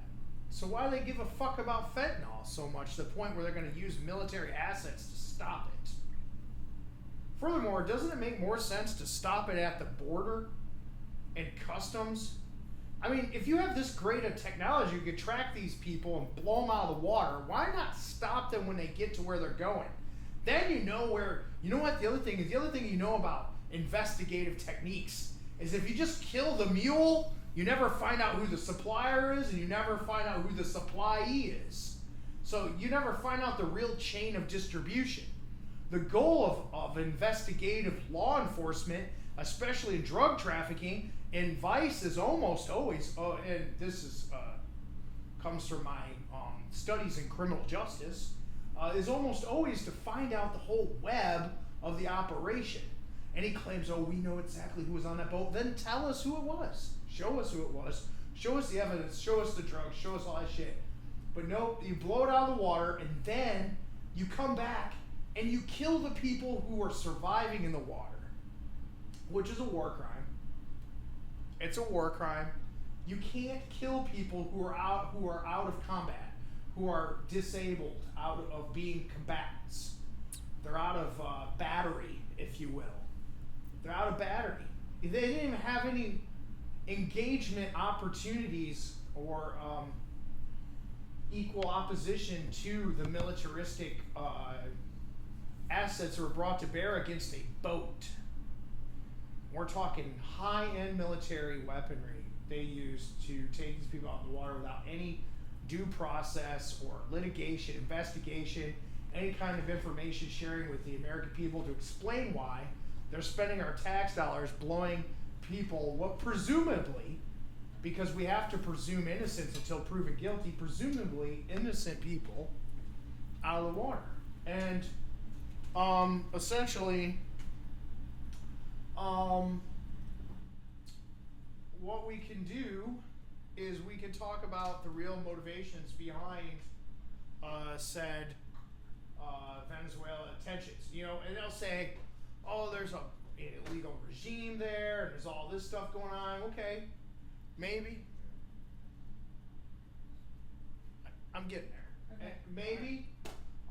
Maybe they will. You know, maybe that's true. If you do that. But essentially, that's a whole different story compared to what we're doing in military action in Venezuela. And ultimately, the ultimate goal is the acquisition of resources, oil. They say they're illegally selling oil to Iran. Like, how the fuck is that a thing? Because are we the world police? I mean, I think we are, okay? So U.S. troops seized an oil tanker off the coast of Venezuela on Wednesday, a major escalation that the Venezuelan government called international piracy. Agreed. So now the United States government is taking to piracy of vessels, sovereign vessels in international water, that, as far as we know, wasn't doing anything other than being an oil tanker. Interesting. So I wonder how many millions of dollars worth of oil's on the oil tanker, probably even closer to billion with a B. Not sure how many barrels a tanker holds, but a lot. So yeah, you got that. Major escalation of Venezuelan government called international piracy. We speak with New York University professor Alejandro Velasco about the Trump administration's intentions in the country, which has the world's largest known oil reserves. So isn't it interesting that Venezuela has the world's largest oil reserves, but man, it's fentanyl. That's the real reason why we want to go take an entire fucking aircraft carrier and a destroyer fleet, along with an entire brigade of military aircraft and personnel out there to infiltrate. Very interesting. Though the Pentagon has claimed the conflict is aimed at combating narco-terrorism, which is a bullshit term, Velasco says the violence is actually an effort to get rid of leftist governments in the region. That's probably true, because if you're in the United States and you're Trump and you aspire to be the great dictator of the Western Hemisphere, you can't have no leftists around, because leftists are going to be sympathetic to a leftist movement. And in the United States, if we head into a situation where we would have civil unrest, I'll leave it there. You can go ahead and fill in the blanks. But they would be sympathetic to that, especially they don't want any allies here. But the problem is there's a lot. But yeah, this is. Really interesting. Leftist government. I think it was a leftist government. Wednesday, U.S. troops seized an oil tanker off the coast of Venezuela. Major escalation. Pentagon has killed at least 87 people in airstrikes on so-called drug boats. U.S. government says the conflict is aimed at combating narco-terrorism, but scholars note the Trump administration's true intentions may be to unseat leftist leaders in the region or to gain access to Venezuela oil reserves. Duh. Like we didn't fucking know that, right? I mean, come on. Are we fucking so stupid that we would think that this isn't really what's going on? They just say the quiet part out loud now. They don't even care. They gerrymander like you're gerrymandering. We're going to attack a country for its oil and resources and unseat leftist ideology because we hate the left.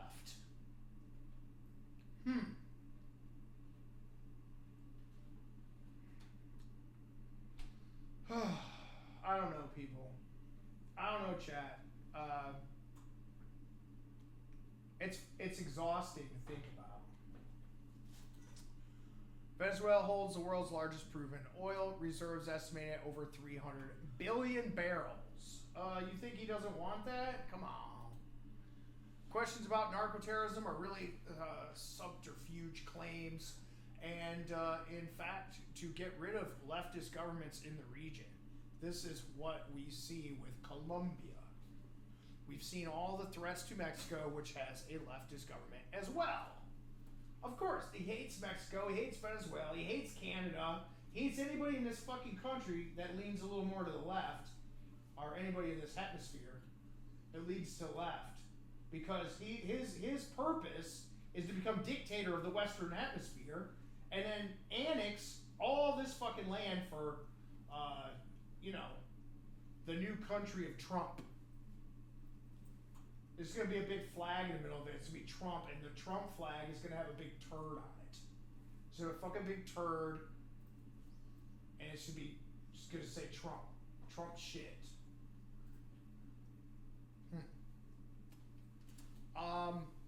This has a lot to do with ideology, despite the claims.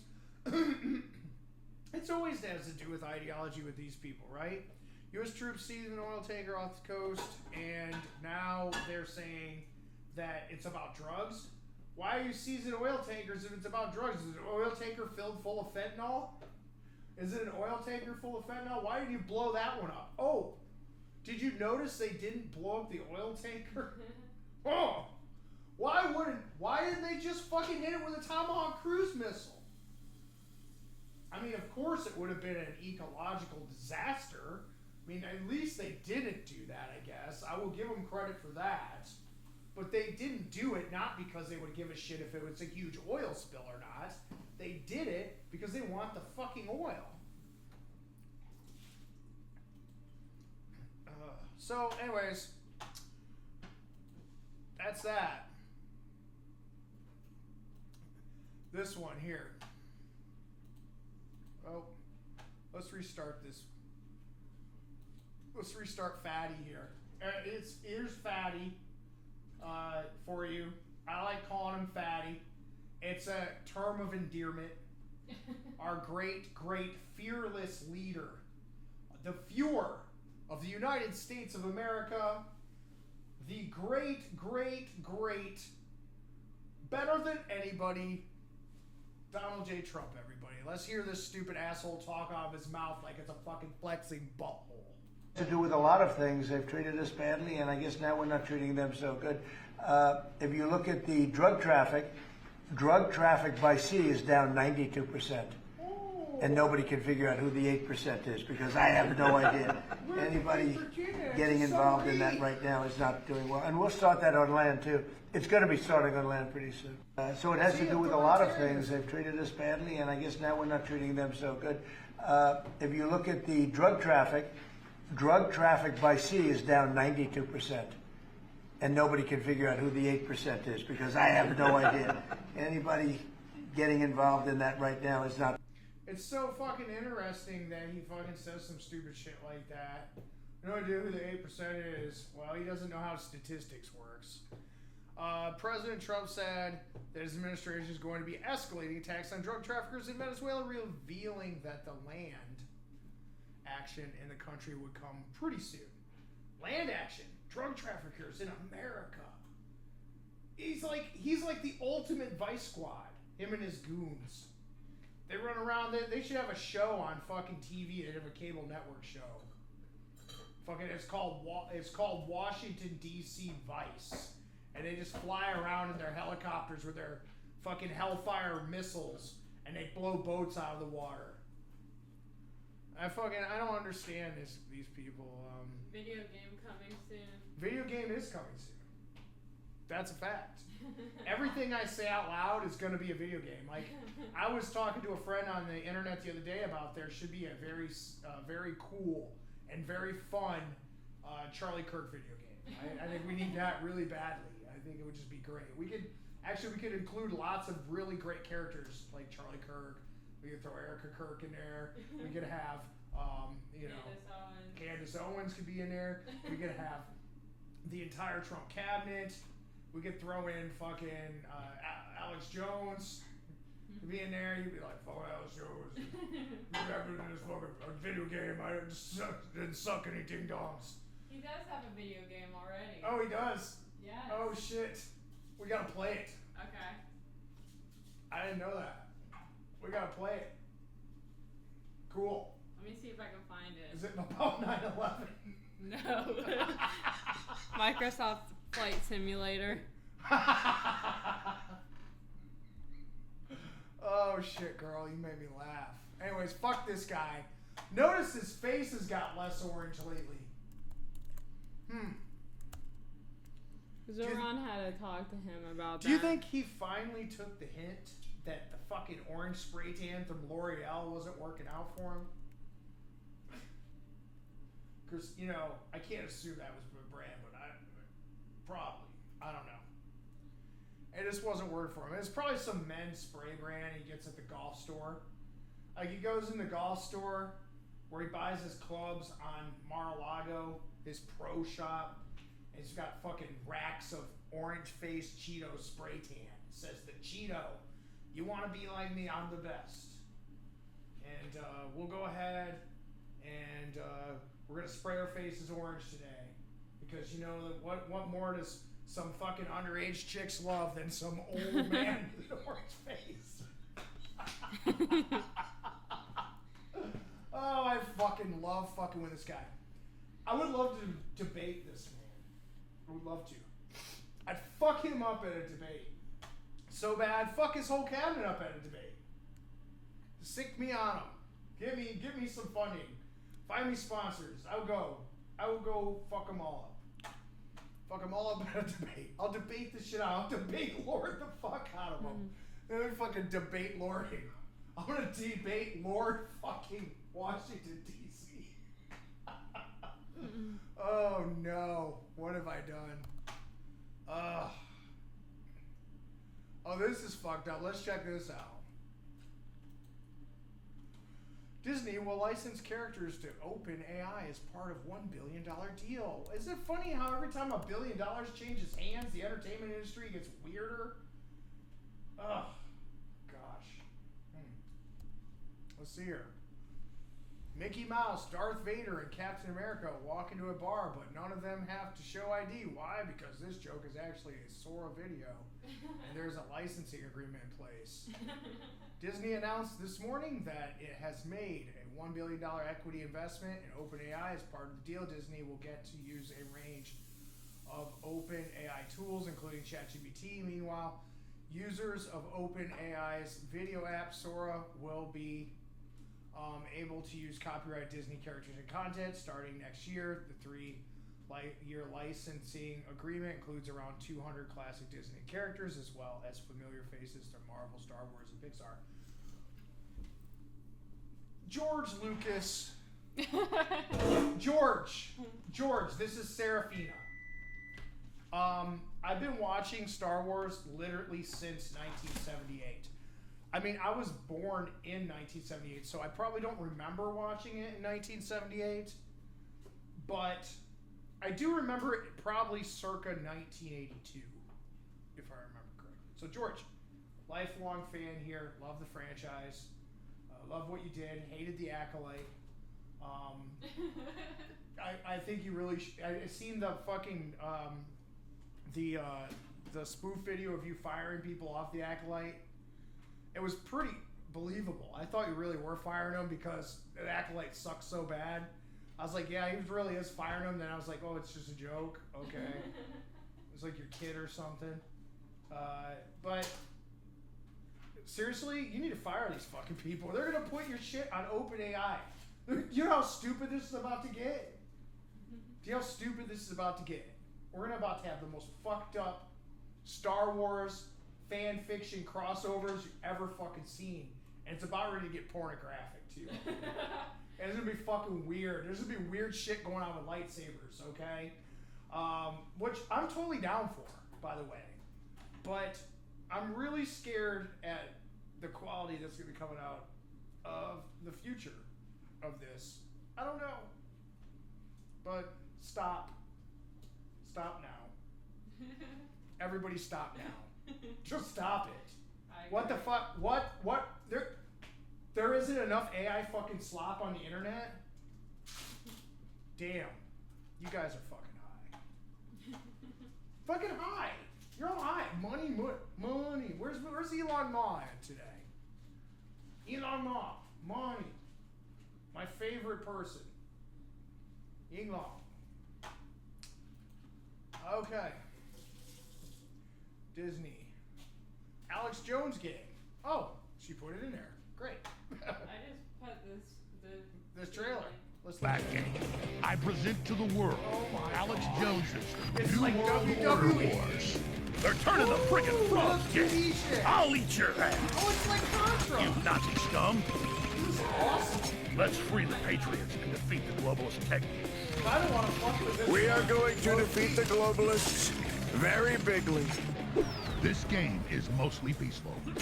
Woo!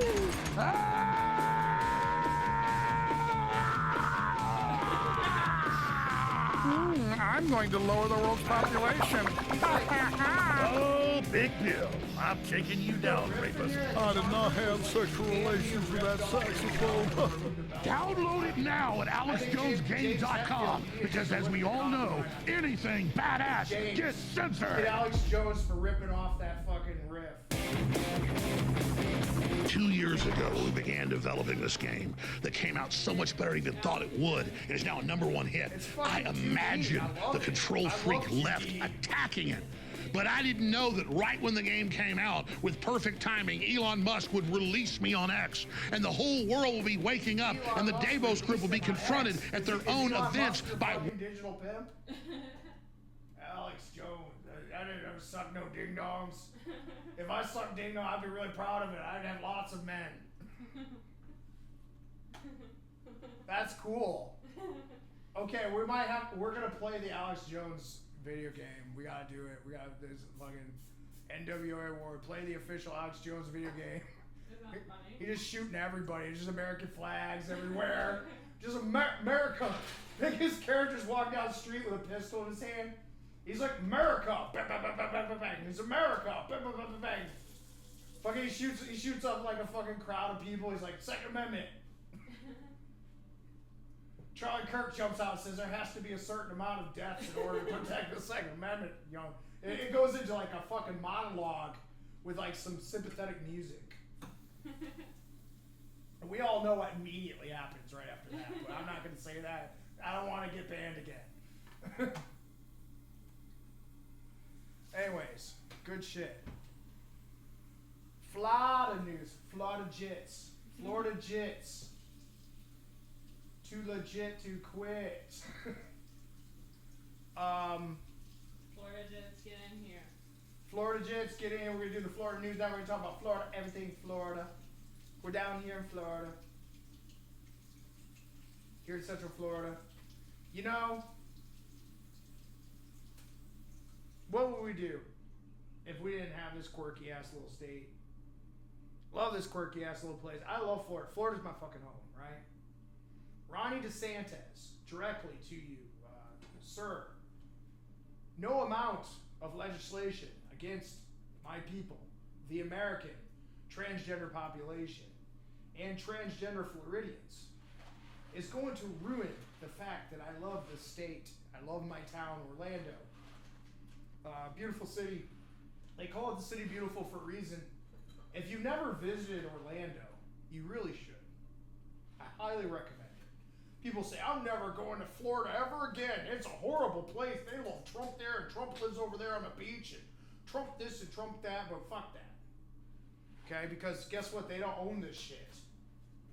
There's a bunch of great, wonderful, very loving queer people right here in Orlando.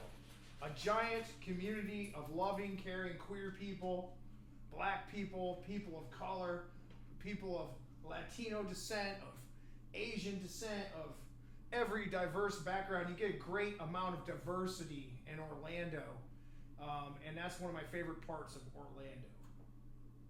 So don't just think that Florida's nothing bunch of redneck, toothless, gator-loving, MAGA hat-wearing motherfuckers driving jacked-up pickup trucks with giant exhaust pipes spilling out black smoke down the highway that's choking the fucking dog. Fucking just sitting there. You're driving behind him. He's got a big bumper sticker that says, I want to butt-fuck Trump. It's not just that. Or they got fucking like flags. The fucking snake flags hang out the back. They got a fucking Marine flag. They got, I'm a jarhead on the back of it. Fucking jarhead. You gotta be a jarhead to fucking vote for Trump. That's fucking me picking on him because, you know, Army, Marines, you know how it is. But that ain't what it is. That ain't all it is. There's a fucking little bit of that here. You come down to Central Florida and then everybody's like, well, it's just Universal Studios and Disney and all that shit. No, it's not. That's actually a small part of this place. There's so much to do here.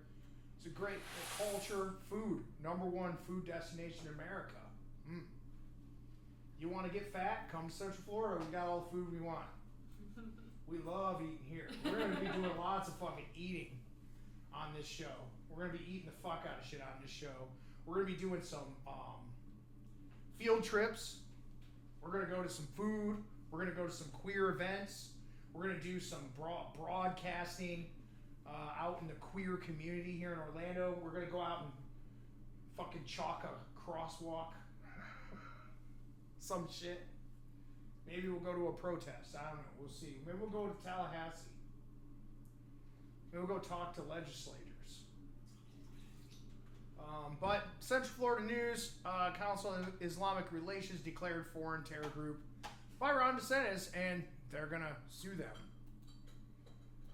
Let's talk about it. Tonight, Governor Ron DeSantis says he is ready for a legal challenge after the Council on Islamic Relations threatened to sue.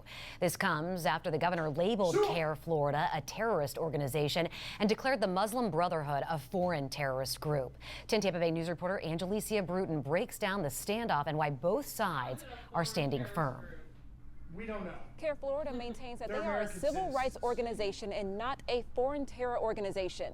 They plan on seeking legal action against Governor Ron DeSantis, who says he welcomes the lawsuit. While the U.S. government has not labeled CARE a foreign terrorist organization, Florida's designation instructs Florida agencies to bar their supporters from receiving state contracts, jobs, or funding. CARE Florida says a lawsuit will highlight its commitment to protecting Americans and improving public understanding of Muslims.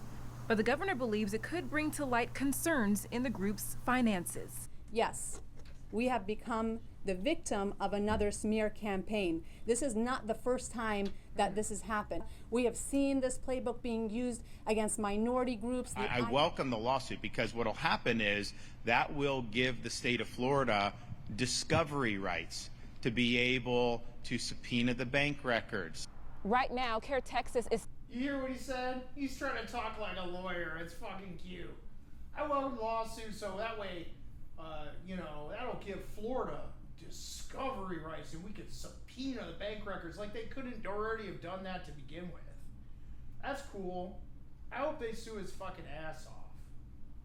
Big time. What do you think they're filtering this shit into some terrorist organization?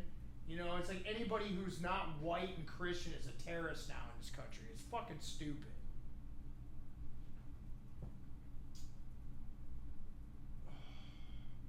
You know, I'm a Unitarian minister, and in that version of theology, or the theology of being a Unitarian, is simply that, you know, everybody has a right to exist, and we all have our differences, but we talk about them, and then furthermore, you know, the diversity of ideas and religion itself is the essence of where we find our humanity, right? The fact that they would do something like this is just fucking crazy. Seeking legal action against Governor Greg Abbott, who designated the group there as a foreign terror organization as well. Yeah. In Tampa, Angelicia Bruton, 10 Tampa Bay News. Everybody. Islamophobia at its best. So, I don't know. What do you think about that, chat? I mean, here in Florida, like the Florida government is designating terrorist organizations now. The governor, Ronnie DeSantis. Again, it's just fucking performative politics. Because then the little red hats in this state go, yeah, them brown people there who are Islamic and Muslims. They're bad at that jihadist Sharia law type shit. They don't even know about anything.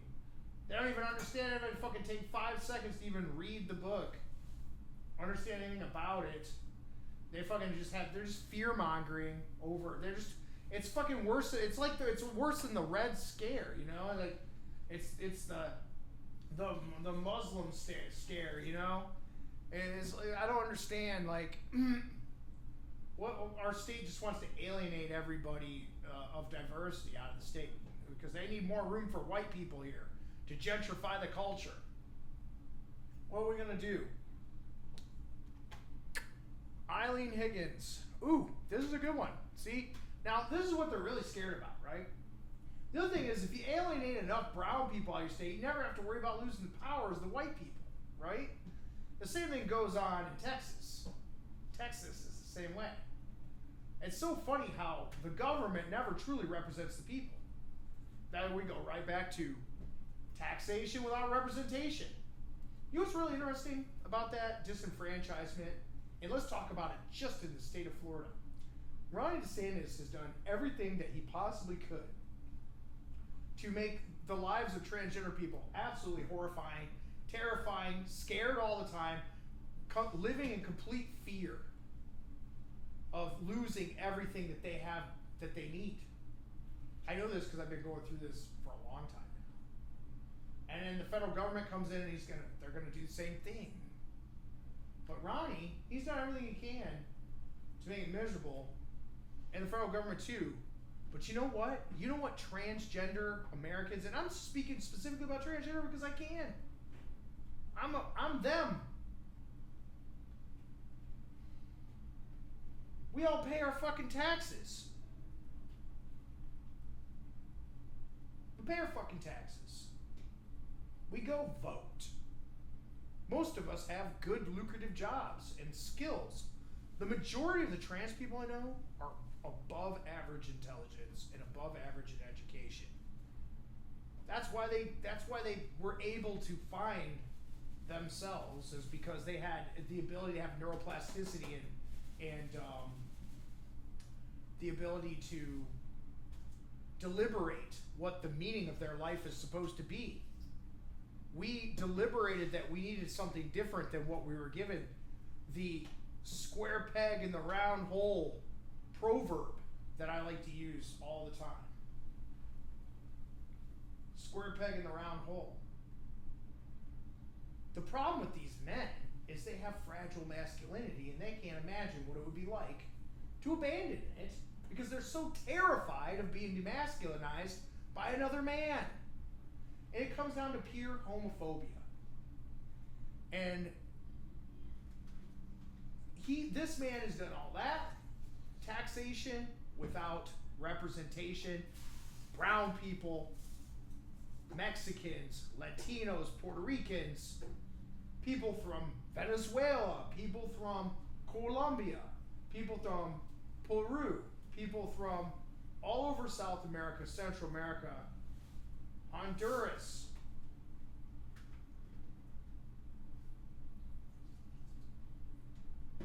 Because they want to own every single bit of this for their white Christian motivations. And they can't stand it. I don't know where this man found his hate for people of color and for people who are different. But let's talk about this one because this is a big win for us. And this is what we're talking about, Ronnie, Mr. DeSantis, and your pretty little trophy wife sitting up there in Tallahassee, way far away from the rest of us here in Central Florida.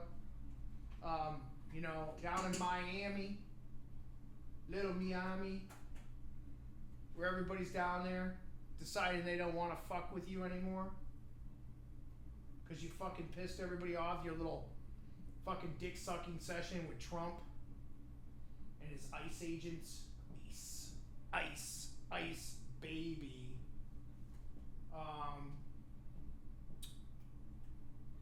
We won an election.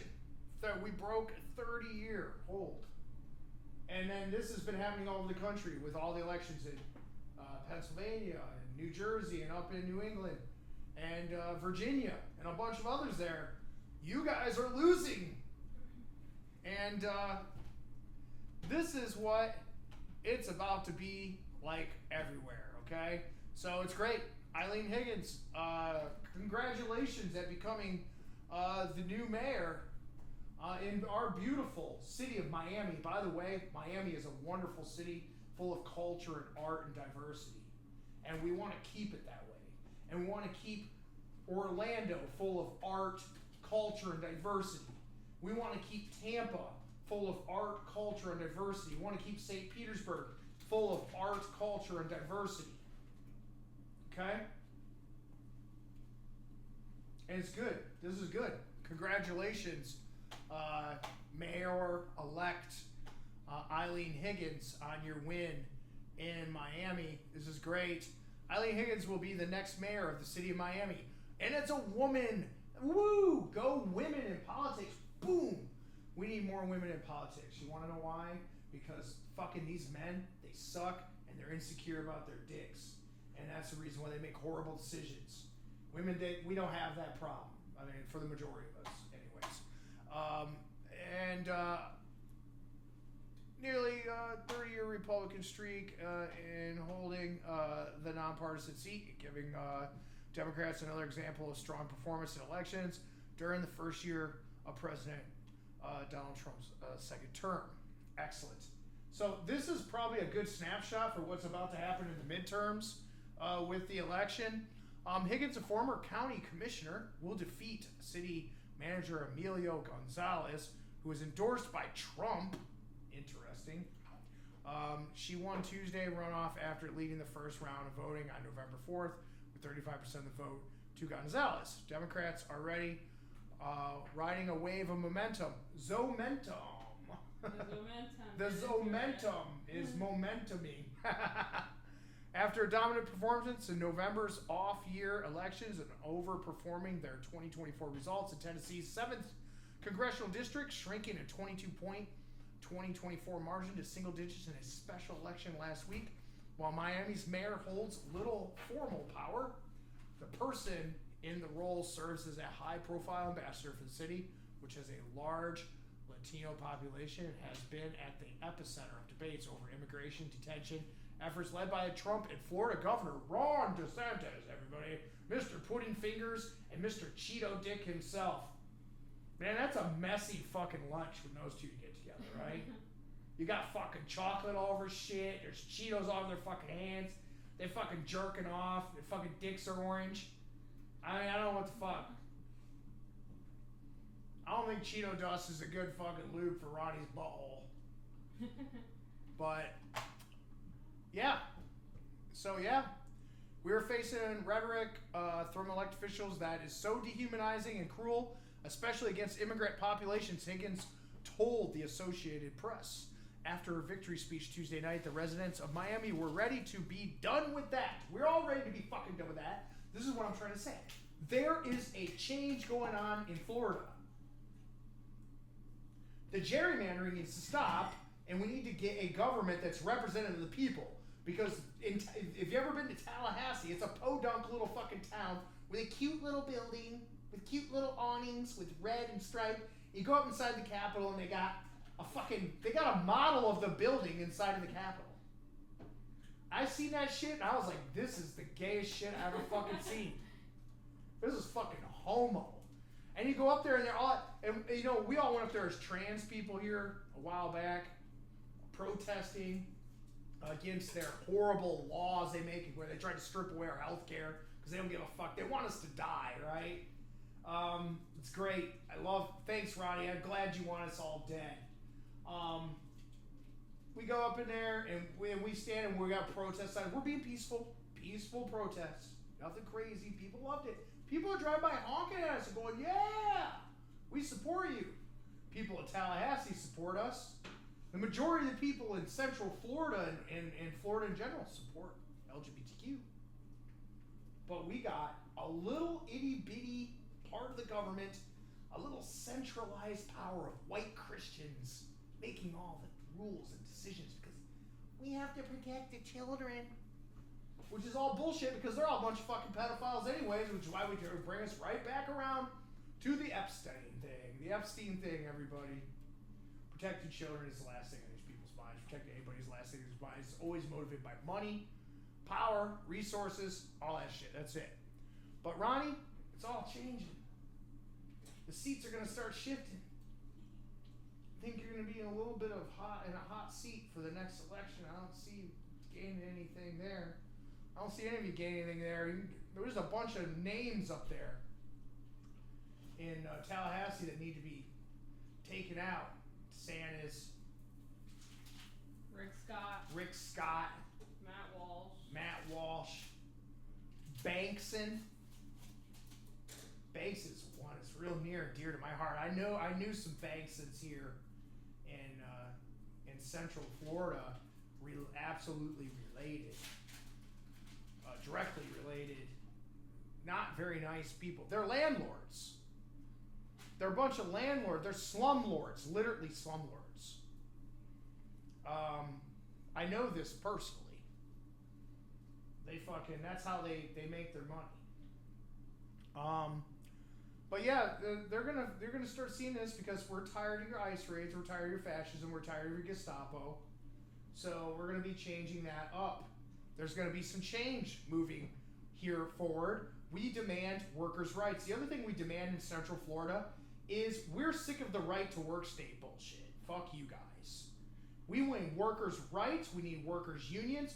The fucking entire goddamn state's economy is based on fucking service workers that are fucking making the billions of dollars that this economy runs on.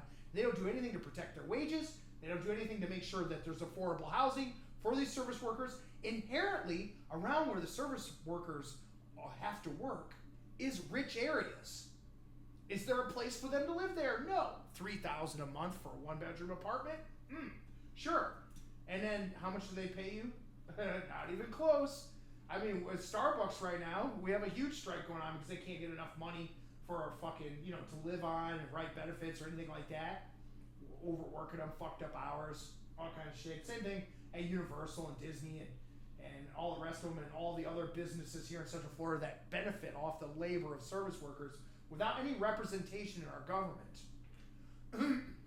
And then the fact is, check this out, Ronnie, and all the rest of y'all out there in Tallahassee, you guys are fucking full of shit. What's that other motherfucker? He's been talking. I forgot his name.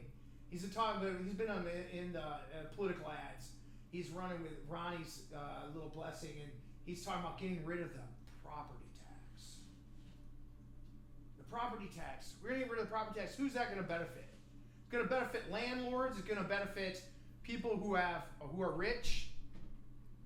It's not going to benefit the poor people that don't own the property. We don't own a fucking property. We all live in fucking rentals. They made sure that happened. We can't afford to buy a house in Central Florida. It's $500,000 for a piece of shit.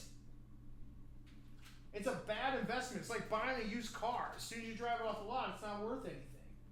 And then what are you going to do? And then this housing bubble, this big bubble we didn't learn anything about back in the mid-2000s, is going to fucking go again. And then we're all upside down on the mortgage. Upside down on our car loans because of predatory loaning here in Central Florida and everywhere else. And predatory interest and compounding interest, everything in between. But, you know, nothing in the state is set up for the worker. It's all, and nothing's set up in the state for the tenants, the people paying the bills. It's all for the richies, for the fucking normies. They're the fucking boring people. The boring people. They want to kill art and culture in this country. Because art and culture is where the ideas come from. But it's all shifting, Ronnie. You guys are all about to be in trouble next election. They're going to be taking a lot of seats. There's going to be a lot of shifting. There's going to be a lot of investigating going on. I think there's going to be a lot of people who are going to be held accountable for what has happened in the last year. I think it's going to be kind of fucking funny. We're all going to sit back and laugh. But good job at winning the election in Miami. Congratulations. And it's great that we're doing this. Affordability was a key issue throughout the campaign, especially relevant in one of the most expensive cities in the country. Affordability. People are winning election on affordability, and we all believe it because you want to know why? Because that's the only thing that fucking matters to anybody right now. We spend all of our time making money. Our interpersonal relationships have severely suffered in this country to the point where they're wondering how people aren't having babies anymore, aren't having families. That's all they bitch about. They bitch about replacement rate because they're worried about their GDP and the competition in the world, in a world economy with other countries that have such a bigger population than us because they didn't fuck their people over the way they did, the way we did. This dog eat dog fucking mentality. You know, the other thing, trying to get benefits in the state of Florida, good luck with that shit. Their websites are so fucking old and outdated that it takes you forever to do it. Fucking, you can't get anybody on the phone. They hang the phone up because it's too busy. They don't give a fuck about any of us. But immigration came up frequently in debates. Miami is home to the Chrome Immigrant Detention Center, which has gained notoriety for overcrowding and subpar conditions. What a surprise. Probably ran by ICE. You know, when the Gestapo is running things, and it's like Auschwitz, you know, you can't fucking help it. I mean, they don't care. They're fucking, you know, there's fucking law enforcement agencies out there in this country that brag about how bad they treat their inmates. They don't get nothing in here. They get treated horrible. They're going to feed them crappy food. It's like some people, and then half the people are in fucking, like, we're talking like outside of immigration detention, but regular people in jail are in jail for something fucking stupid. And they get treated like garbage because of the strict justice agent perspective of law enforcement. The real thing that needs to change in this country is the culture of law enforcement altogether, the intentions of law enforcement. Law enforcement should be a social justice institution based on social justice bureaucracy, not an absolute strict administration of the legislative law. I think it's disgusting that they do that because, oh, it's one size fits all bill.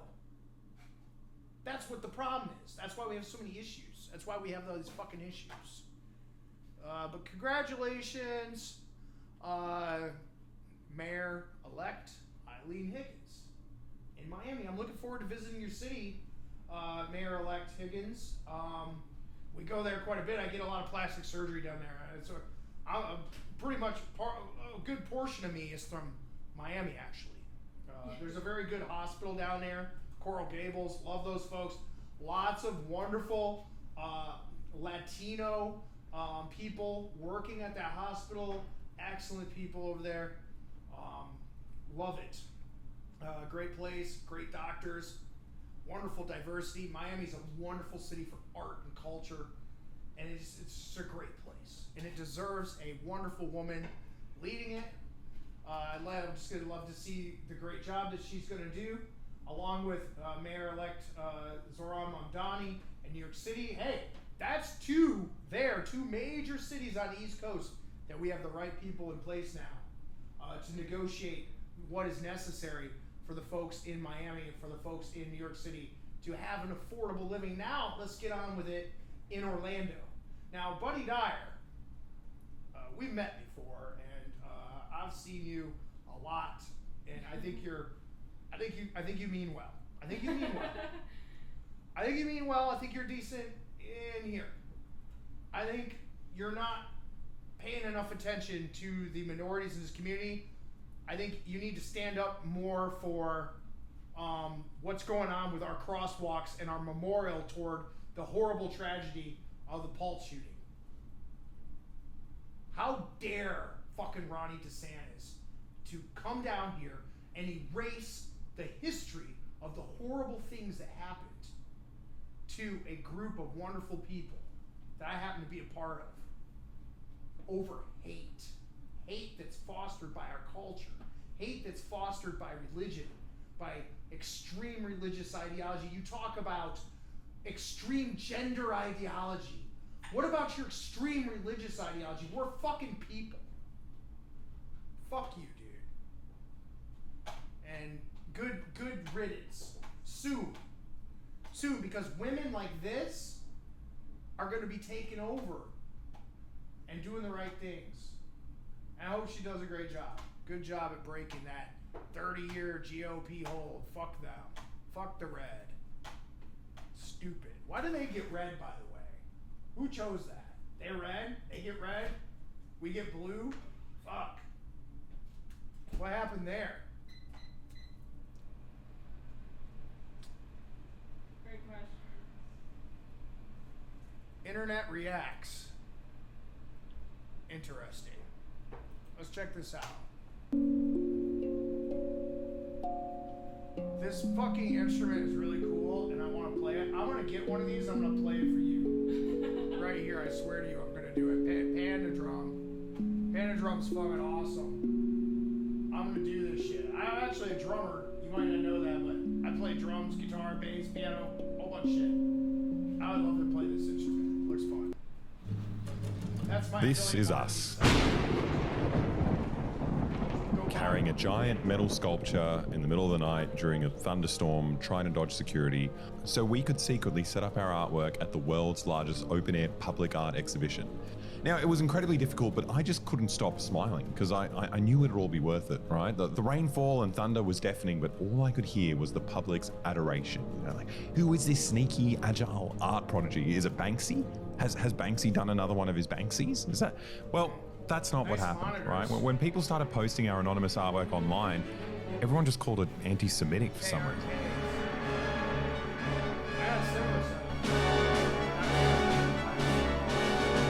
Sculpture by the Sea organisers have explained why they immediately removed a pro-Palestinian statue from the Bondi exhibition. Featured a traditional Palestinian scarf known as a keffiyeh and blood-drenched hands and head. So now my artwork's gone. Like I've got no artwork, and apparently I'm an anti-Semite. So I guess I need to work out how this went so badly.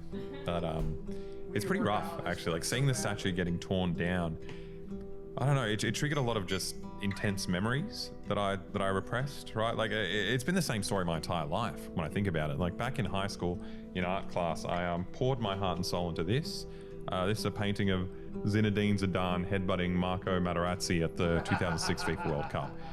Now, I really felt like I'd witnessed something magical, right? And I wanted to share this feeling with the world, right? I wanted everyone to look at this and to feel the same way I felt when I was watching the World Cup. But my art teacher, she looked at it and she told me I'd never amount to anything. She said I didn't have a single artistic bone in my body. And she also said I just should have copied some of the smart kids and not like wasted her time with this stuff. So I don't know, as I grew up, I kind of realized that she was right. Like, you know, it hurt, but she was right. Like, if I wanted to become an artist, I knew I needed to copy an artist. And that's when I saw it.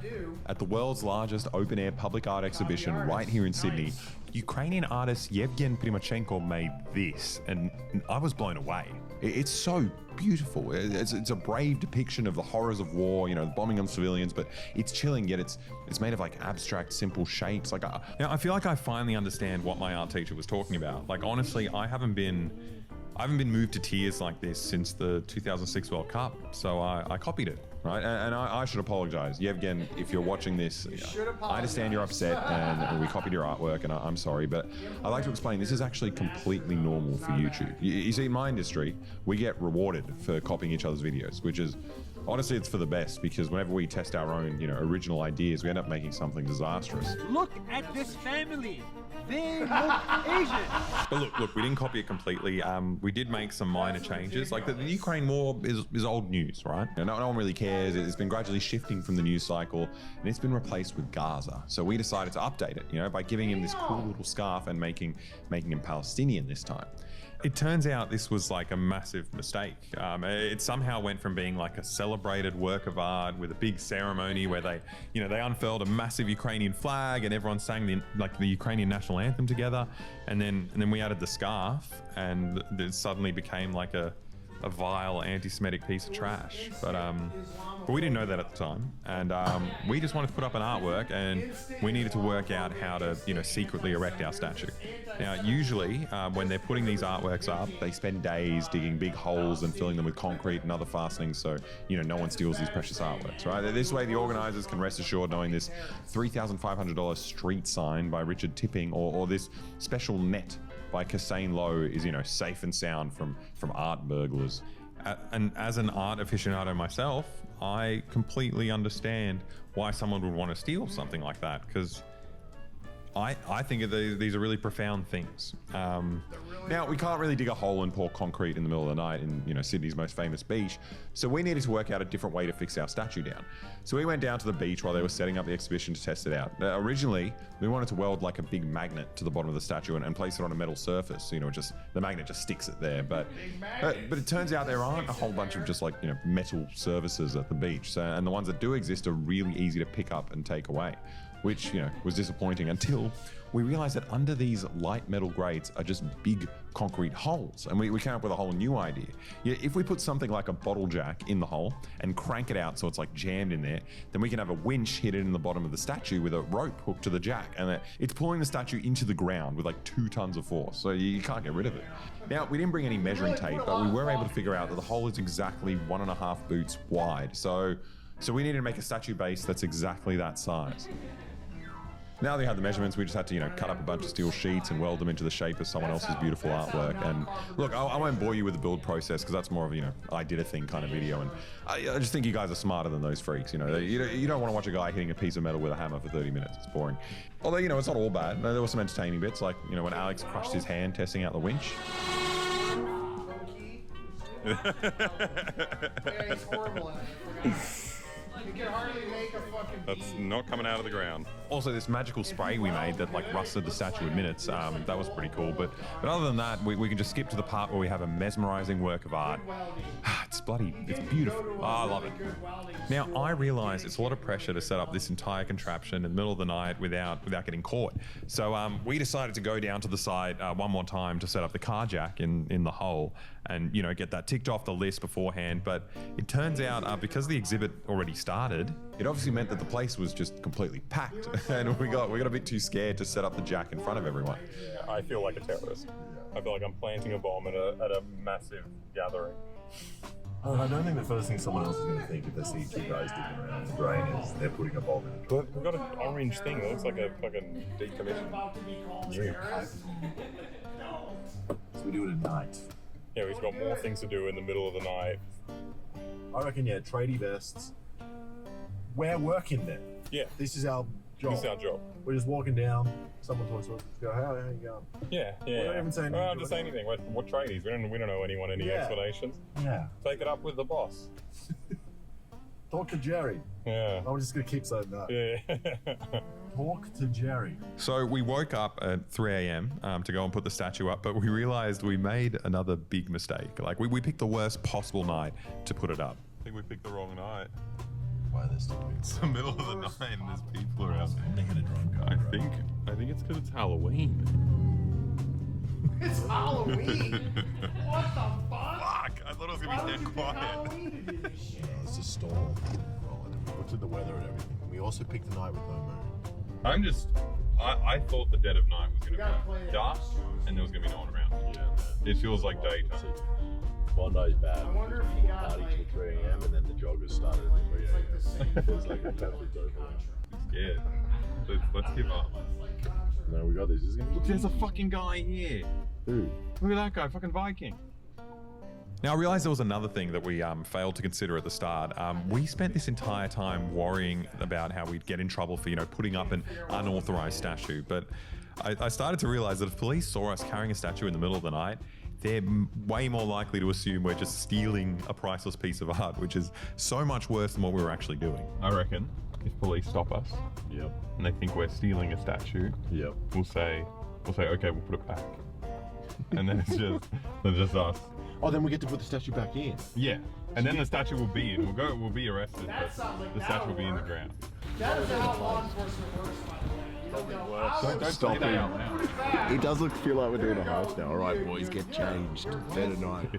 Honestly, everything was working against us. Like we had to drive down and park here and then carry this 70-kilogram statue down to the shore and then set it up here as quickly as possible without anyone seeing us. And on top of that, we had to put the jack in the ground, which we failed to do during the day, but I don't know, there was no turning back now.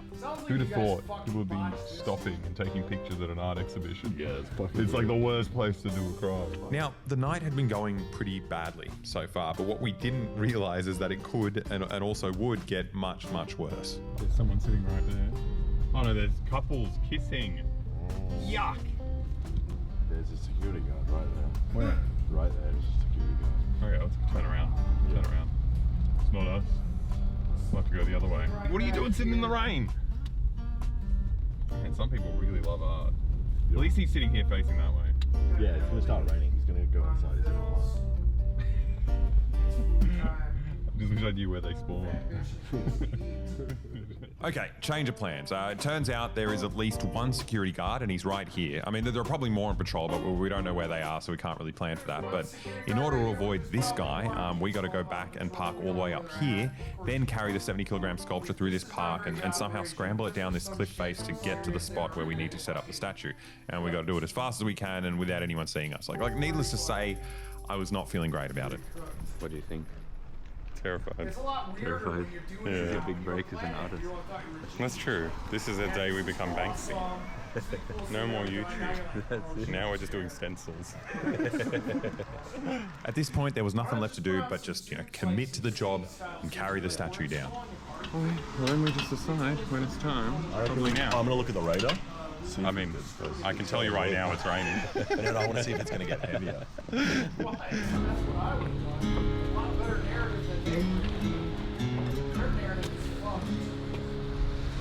They're dressed in these orange outfits like they're fucking club goers at a fucking gay bar. You just like tell them you're going to a gay fucking rave or something. We're taking this statue to a gay rave.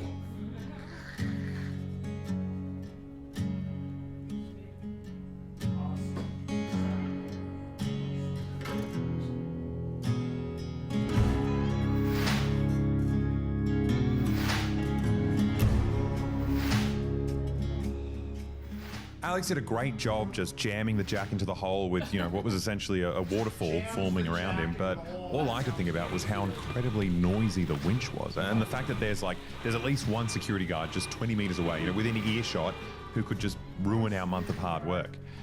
But we did it.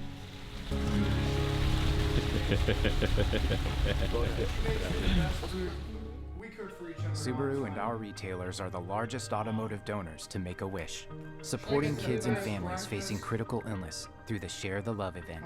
Get 0% APR on select new Subaru models, and Subaru will share the love. Hey, Ryan Reynolds here, wishing you a very happy half-off holiday, because right now Mint Mobile is offering you the gift of... I honestly can't believe we pulled this off. Like, we felt like school kids. I mean, not the kind that the IDF kills, but, you know, the kind that get to giggle and do pranks and stuff. I can't even imagine what the security guard's going to say when they discover this whole statue in the ground. It'd be so funny to be that guy. And then next morning you find out when he's going home. They took a statue? No. They brought one. Exhausting. That is my. It was so hard to carry. That was so hard to carry. Who'd have thought carrying a whole ass sculpture down some rock steps would be so hard? I got sympathy for those ancient Egyptians. I feel like one of them. Oh. And this beautiful rain. Yeah, this Rain is actually the blessed. timing. Yeah, As soon as we arrived, it started raining. All the Halloween weirdos all dispersed. We didn't even realize how lucky we were. Like, as we drove away, we noticed a security guard at every other entrance except the one we went to. Residence access center. There's probably gonna be a security guard down here. We probably pick like the one entrance where you can go.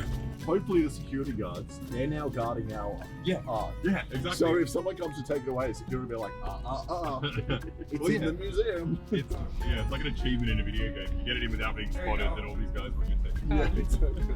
But we were done. You know, we're done for the day. We could go home and sleep and just wait for the praise to start coming in. But I don't know, it all moved a lot quicker than we had anticipated. People started calling us anti-Semites, and the organizers, they managed to tear the statue down fairly quickly. So we raced back to find them still trying to get the jack out of the ground. But we saw the statue, our beautiful statue, just lying in the back of a truck, you know, too offensive to be considered art. The main question now is why was the Ukrainian statue like good and normal, but the Palestinian statue was bad and anti-Semitic? Well, I thought I was a well-informed guy. Like, I thought I was a reasonable man, and you'd look at me and you'd think, this is a guy who knows what anti-Semitism is, right? Well, you're wrong, and we're both idiots, because I actually had no idea what anti-Semitism was. Like, I thought anti-Semitism was like when you do like a Nazi salute or something, like Elon Musk does, or when you believe conspiracy theories about Jews controlling hordes of minorities and sending them as a flood to destroy the white race, like Elon Musk does as well. But it turns out that stuff doesn't actually matter that much when it comes to anti-Semitism. So we have to talk to Elon. He's not an enemy. He's a friend. Look, this is all incredibly confusing. I mean, it throws my understanding of anti-Semitism out the window. I mean, maybe Elon just gets like a Nazi pass because he's the richest man in the world, which is crazy. You know, like the kind of depths people would sink to for money. It's actually disgusting. What are you doing? Now, before we go on with our beautiful artwork, we'd like to teach you about the art of project management with the sponsor of today's video, Odoo. Odoo is a management software all-in-one that offers a plethora of entrepreneur-focused applications for entrepreneurs to facilitate daily management of their activities such as invoicing, accounting, project management, inventory, site creation, and more. One of our favorite aspects is their instant lead capture, which means that interested customers can contact you directly on your Odoo website, and a new opportunity is automatically created in your CRM. Another great aspect is the pipeline view with Kanban view. You have opportunities separated through different stages, and every opportunity is presented in card form, from their details to their priority level and the expected revenue. Within each task, you could add complete information of the client and their requirements in the description. It also offers simplified communication and monitoring, so all your email exchanges and log notes take place in the chatter. You can even integrate it with ChatGPT to save time and easily schedule activities such as meetings, calls to do, etc. Best of all, you can create and send quotes in just a few clicks directly from your opportunity. Your client can even accept and pay for it from the customer portal, at which point you would like to say, well done, you made your first sale. And the best part is it's absolutely free. Your first app with Odoo is free for life with unlimited hosting and support. So what are you waiting for? Click our link and download Odoo today. Now go back to our statue. I can't wait to get Now, the it turns out the definition of anti-Semitism actually changed, and no one told me, right? It literally changed in 2016 when the IHRA released the working definition of anti-Semitism.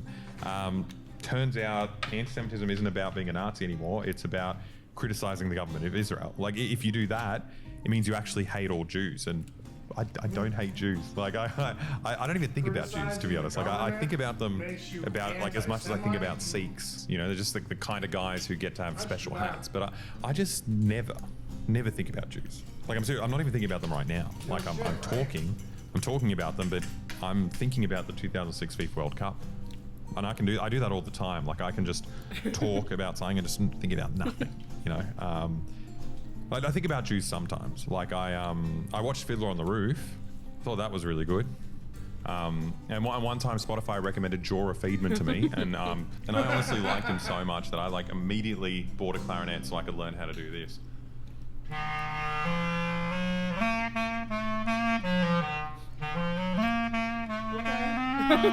Nah, I tricked you. I wasn't even thinking about Jews when I was doing this. I just really wanted to show off that I could play the clarinet.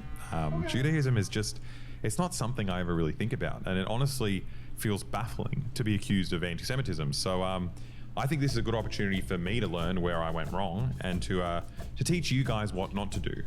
So I'm going to assume you guys are like me, right? And you like to wind down in the evenings with a nice cup of chamomile tea and just passively scroll through hundreds of videos of dead kids or you know, first-person footage of the IDF double-tapping aid workers or them, you know, sexually assaulting Palestinian prisoners. And I don't know, you start to feel a little hollow and empty, like you've been watching these videos for all eternity. You struggle to remember a point in your life where you weren't witnessing this. Even before the most recent war, I remember seeing videos of people getting beaten for daring to walk on a Jewish-only street or having their family home stolen by an Israeli settler. Yes, but if I go, you don't go back. You are stealing my house. And if I don't steal it, someone else is going to steal it. No one is allowed to steal it.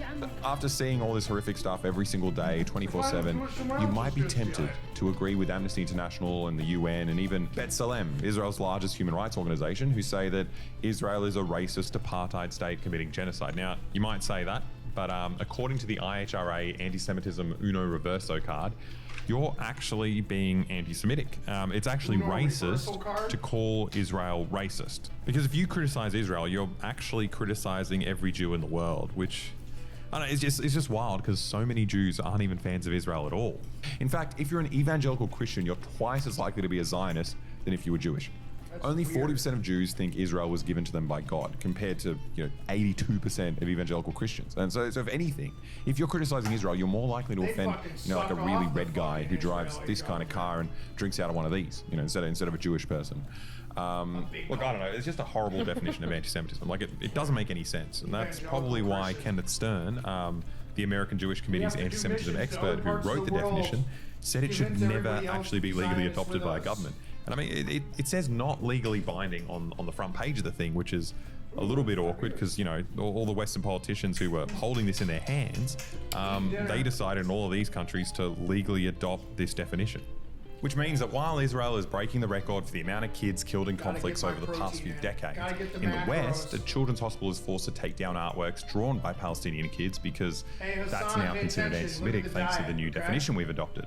And look, we've had a brush-in with this new form of anti-Semitism before. Like we tried to be Twitch streamers last year.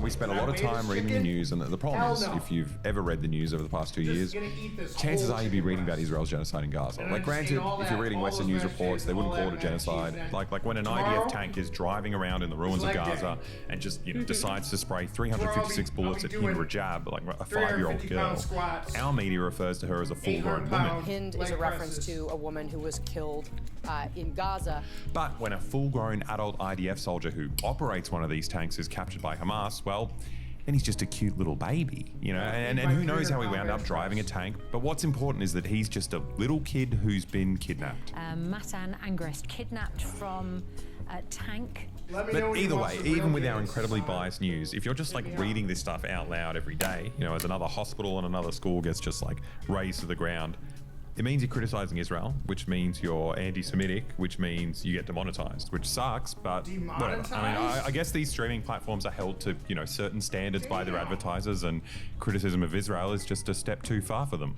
I'm literally giving you the chance of a lifetime to go viral. Just kiss me. But it's gotten a lot worse since last year. Like back then, you just lost your job for criticizing Israel. But today, you know, as the children's bodies pile up, even after like multiple pretend ceasefires, and, you know, public sentiment in the West turns more and more against Israel, our governments are like pushing even harder. And now you can get sent to prison just for holding a piece of cardboard criticizing Israel. The crime was holding these signs, the cardboard taken away by police to be used as evidence. So this year, Australia updated its hate speech laws, featuring a 1-year minimum sentence for someone accused of anti-Semitism. So I guess this is a bit more serious than we initially thought when we made the statute. So I decided to call my lawyer before like committing to uploading this video. Hey Mark, how you going? Do you got yours? I'm good, mate. I'm just reading the 2 acts as we speak. They're a nightmare. They're a fucking nightmare. Like a good nightmare, or like one? No good nightmares. There are no good nightmares, Alexa. Okay. By definition. Good nightmares. What the fuck is wrong with it? There's 2 acts. They both came in this year. It's mandatory, Jack. Like mandatory. It's fucking insane. You'd never negotiate your way through these acts if they you know, gaze upon you. They're the worst type of law there is, you know. I forget your image precisely. It's a rip-off of a statue from a previous year. We've just got a Palestinian scarf on it. Well, you know, the danger for you is probably lies within, of all things, the Palestinian scarf. Now, what is now an offence, and indeed is a mandatory offence, is the display of terrorist symbols. Right. So, if we have to go to jail for 12 months, do we get to choose? Like, how do you know if you're going to like the nice prison or the scary one? Oh, they're going to put you with all the hate criminals. I'm sure they'll have a special hate criminal prison. Yeah. I don't think you won't get the garden prison. I don't know.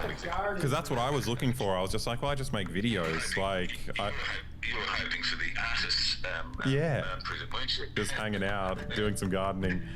Yes, with all the creative people. Also, like, what's a year? What's a year in prison? Like, people who've gone to prison. Is a year really bad, or is it? It's pretty bad, yeah. Their lives are genuinely ruined, but I think, you know, I'll be your friend. I'll help you back into society. Oh, nice. Maybe I get to work out. Maybe I can become like a bit tougher.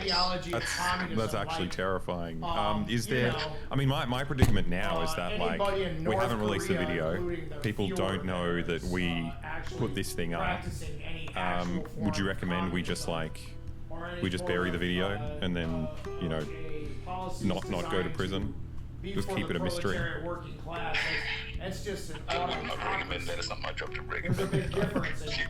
You know, torture is not synonymous with communism. Torture is part of all authoritarian regimes and governments, including the current authoritarian regime in the United States, that they want to torture people by putting them in internment camps for being brown. Under this legislation, you can pretty much guarantee it. Thanks so much for the call. I'm Okay, thanks. It's loud. I'm still working the bugs out of the mix. I've been doing this is like our 7th show, but I appreciate what you're saying. I guess my position would be this: go read the Communist Manifesto. Okay. Go read Marx. And go read Engels. And study sociology and learn more about society's bureaucracies and stratifications of society and classism and powers and all that stuff. And I will full-blown come right out and absolutely condemn the horrible treatment of people anywhere in the world, and especially in North Korea by a fucking narcissistic psychopath. that has a monopoly on power. It's been that way for a long time there, but it has nothing to do with communism. and you know, and here in the United States, what we really want is you know, implementation of democratic socialism, kind of like what our new mayor of New York has talked about, Zoran Mandami. Essentially, you know, I mean, there's a lot of room for fluctuation, but you know, I mean, what about the atrocities under capitalism? What about the incredible, you know, it doesn't matter if you have a rich nation, if the wealth is concentrated in the top 3%.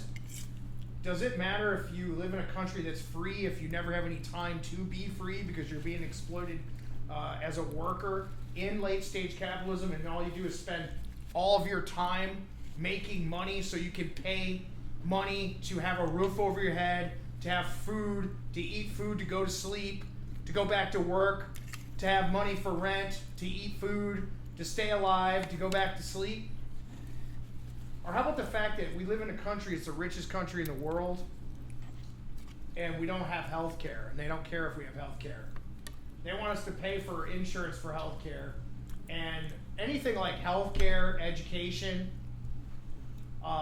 anything to do with supporting the working class is an investment in the gross domestic product of the country. So they take all of our taxes, reinvest it in a whole bunch of shit that has nothing to do with the interest of the working class of this country, the backbone of the economy, and then tell us all to get bent when we need something, want something, and make sure that we don't have any resources available, no social nets, no proper regulation of pricing and inflation, these things. So I don't know what you're talking about. I mean, comparing North Korea as an example of communism is like, it's just fucking so far off base, I don't know what to say. Like I said, you know, maybe if you took some time to understand the actual, you know, the ideology behind the idea of communism and what it actually is outside of the, you know, grotesque exploitation of the ideologies, then you can see how that would work out better for many of us. But it's not even just that. It's like we're in opposition to oligarchical control of a centralized government, where the concentration of power into the central government, and with a complete absolute martial law on society, a surveillance state, essentially designed to keep those oligarchs in control, the money flowing upward, trickle-down economics is full of shit. There's a bunch of things there, but basic message, everybody deserves healthcare, everybody deserves food, subsidized income should be a thing, subsidized nutrition programs should always be a thing. If we're interested in reducing healthcare costs, we need to invest in nutrition and education. Nutrition and education is how we reduce the disparity of a society. We don't reduce this disparity of society by creating larger and larger wealth gaps between the top and the bottom. And then having an underclass is almost essential at continuing the status quo of a white Christian nationalism, because they have to have somebody to minister to.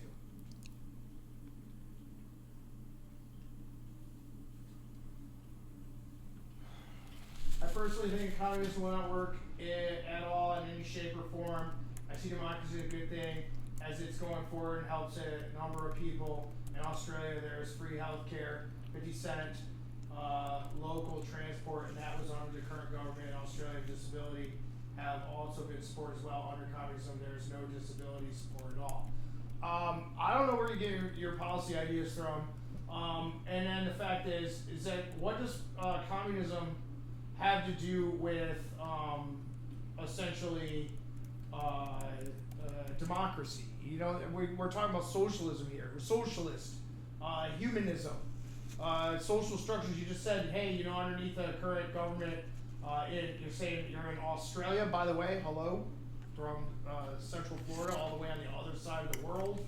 Great to be here and to be on our channel. Thanks for chiming in. Free healthcare, great. You're doing way better than us because our healthcare premiums here in the United States just tripled, if not quadrupled. Most of the people in this country underneath the age of 25 don't have healthcare.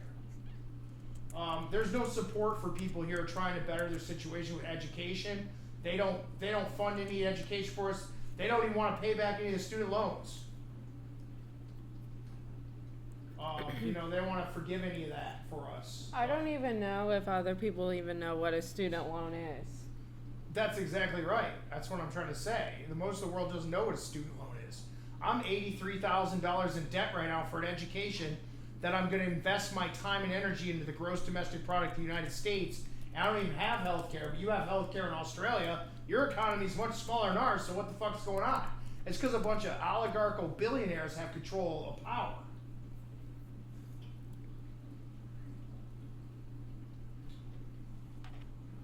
Yes.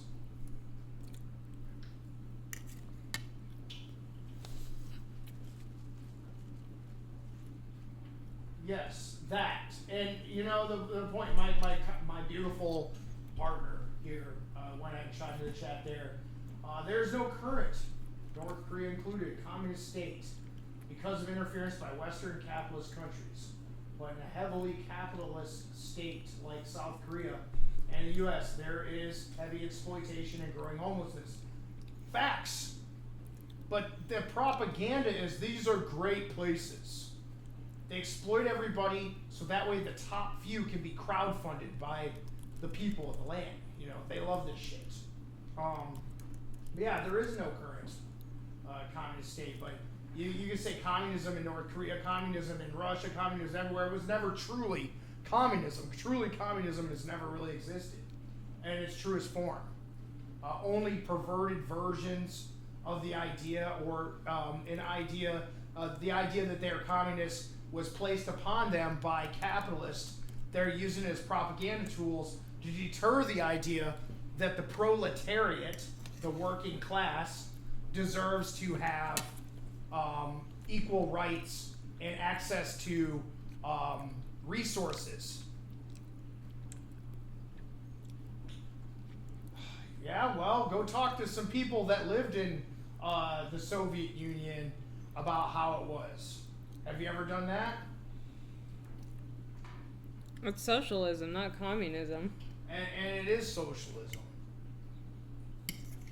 Absolute communism looks completely different than socialism. But regardless, you know, I'm pretty sure they had health care too. They did. And they didn't worry about where they're going to live. And they supported people with disabilities. And they supported people with disabilities, education. They were thriving. But the Western world didn't want to see it, didn't want anybody to see that. Because then we would have wanted it. And that would have killed their capitalistic gains.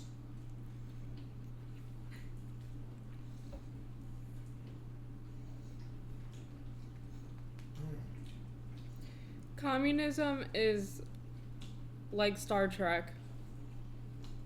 Yeah. Socialism is like us transitioning into being like Star Trek. Right. Well, Engels talked about the socialist utopia.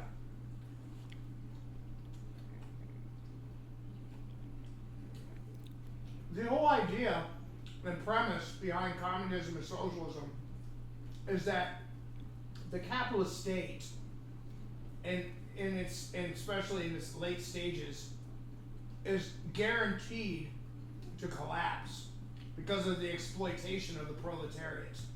That's why they always talk about revolution and uprising, because it's about overcoming the exploitation of the population by the few. Wouldn't you agree with that, Emily? Yeah, I agree. I think under capitalism, somebody always has to get fucked over. Absolutely. That's what I meant, exploitation.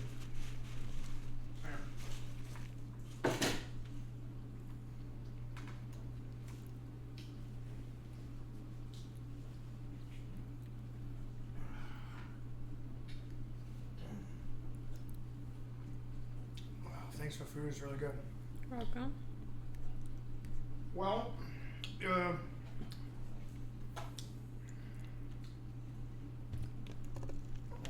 YouTube video is way too loud. I'm actually more scared than I was before I called. So. But thanks for your Look, comments. My lawyer is very, very compelling, but if you were clever enough to piece it together, you can tell that we uploaded this video anyway. And look, I need to be earnest here. Like, anti-Semitism is real, and it fucking sucks. Like, I do understand that people are scared. Like, I'm not Jewish, but members of my family were exterminated at the Yasenovitz concentration camp in World War II because, you know, they had the wrong ethnicity. It's bad. Like, I understand doing everything you can to make sure that never happens ever again. All over the world. I also know that my ancestors would look at what's going on in Palestine today, and they would understand that it's the same thing that happened to them. This is I about know ready. they'd be This is about absolutely what's disgusted. about ready Like, to not just at the happen. crimes of the state of Israel, but at In the the way streets these of the modern United Zionists States. completely just trivialize the horrors of World War II.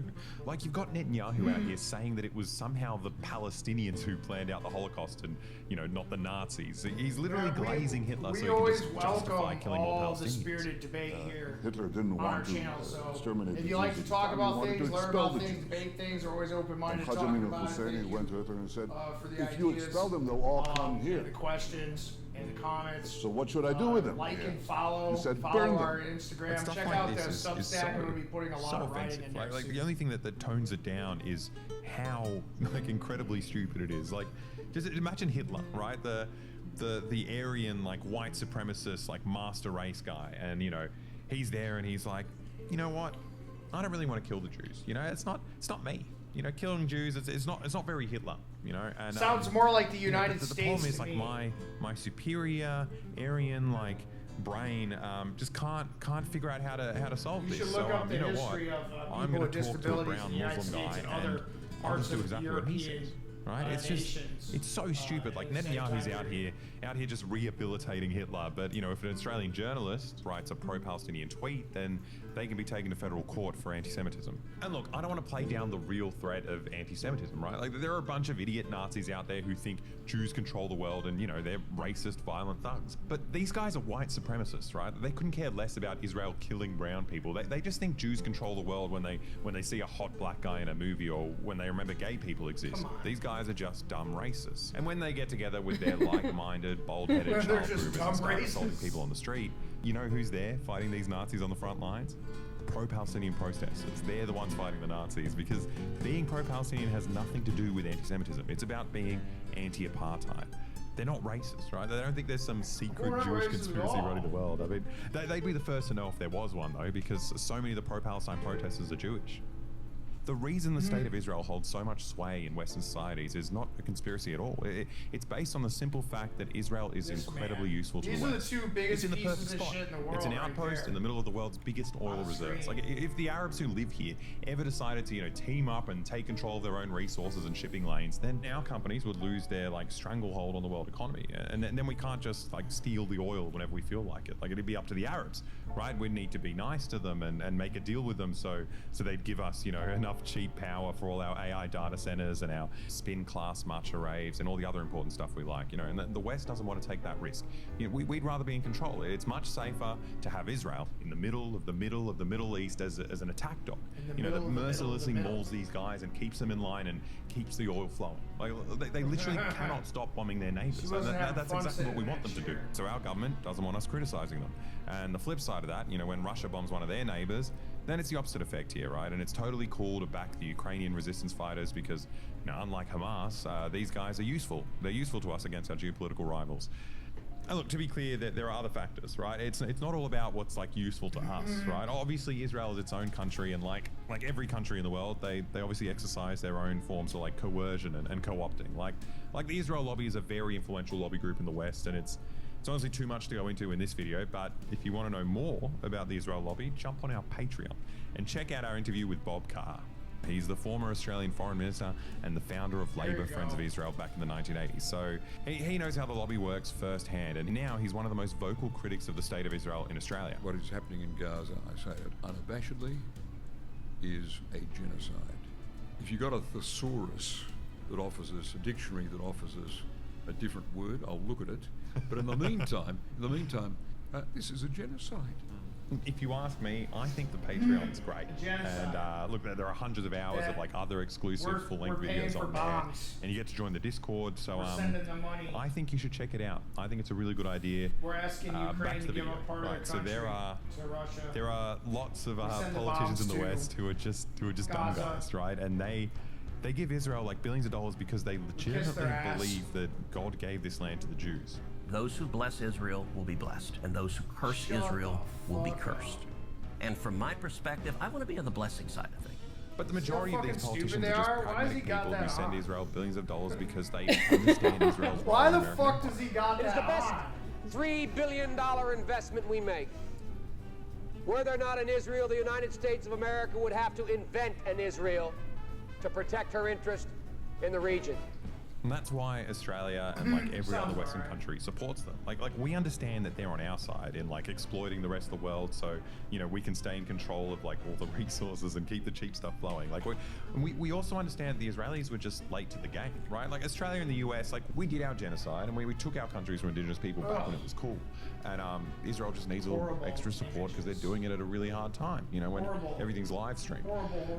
That's why the US sends them billions of dollars. That's why Australia sends them weapons and guides their missiles through Pine Gap, and that's why it's so important that we speak up about it, because like our countries are bankrolling the whole operation. Like we're the root of the problem. Like the fact that our governments are trying to arrest Israel's critics here, it's a sign that they're getting desperate, and then people just aren't buying the mainstream narrative anymore. And you know, once our countries stop backing it, the genocide stops.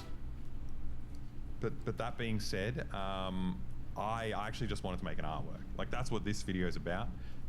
Like for legal reasons, I don't know, all this history stuff that I talked about, I learned that like way later, like after I made the statue. Like the statue is just like a work of art, and I think it's really cool, and it looks good. It's really cool and it looks good. He went to a really good school and got really good grades. Anyways, thanks for joining us.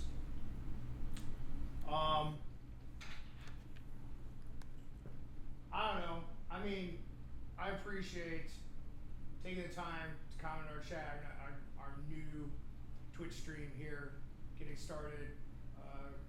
Follow, hang out, love it.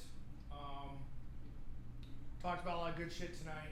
Go back and rewatch it. Check it out. We're gonna clip it up. We're gonna put it out everywhere. We got little videos coming out. We've got some long form content like what we just watched coming out, some investigative reporting, if you will. I'm gonna do some good quality research and use my massive investment in my college education to bring you guys some really high quality programming. I'm always willing to entertain questions and talk about it. If you fucking have something good to throw in there and you think that it's you can change my mind about something, please try. I accept all of that, but I'm not guaranteeing I'm not going to give you a really good rebuttal. This is the Ardent Pinko Comrade and Friends, and essentially my beautiful partner Emily. Say goodnight. Aw, there she is. She's so pretty. Look how pretty my wife is. Wife is so gorgeous. I'm so lucky. I love her so much. She made me such a great dinner tonight. Thank you, baby.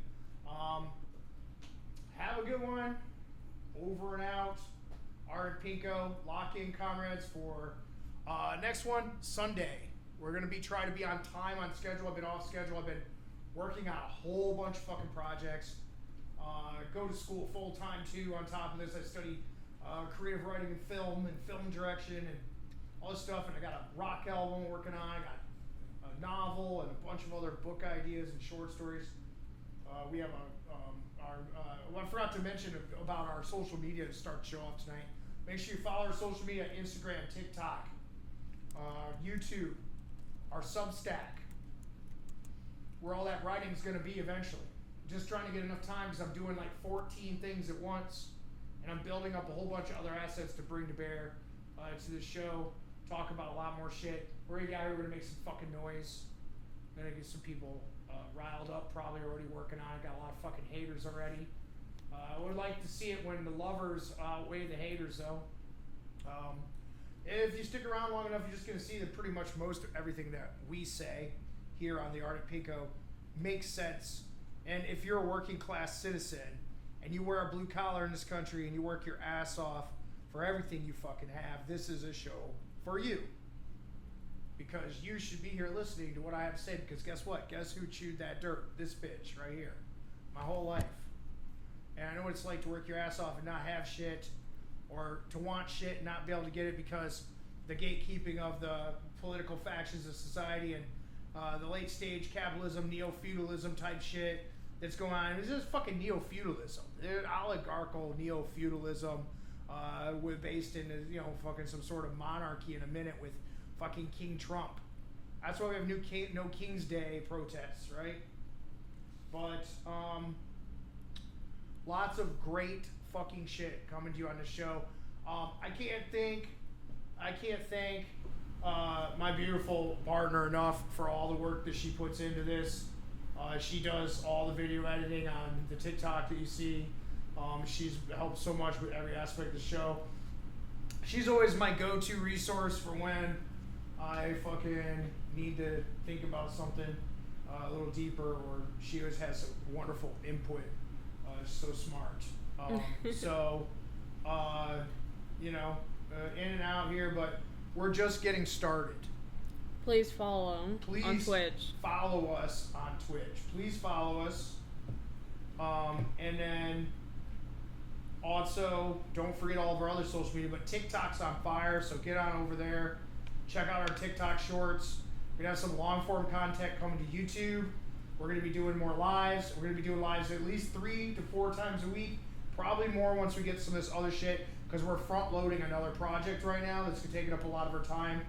That's okay, but eventually it's just going to go, and you're going to see a whole bunch of stuff. You're going to see a lot more writing, a lot more long-form content. You're going to keep seeing a good quality Twitch stream show with our recent events, political news, with a leftist take on that, our educated leftist perspective. Both of us have numerous educational credits where we have accumulated our unique perspective, unique life positions. We both grew up in small towns. We know what it's like to be out there and to be an actual member of this society. So that's what we're here to talk about. We're not here to debate communism, socialism, or any of that kind of stuff. We're here to debate the impacts of capitalism on our society, which are numerous and overwhelming for the majority of the population of this country, and the only people that actually have a voice in this country are those of extreme privilege.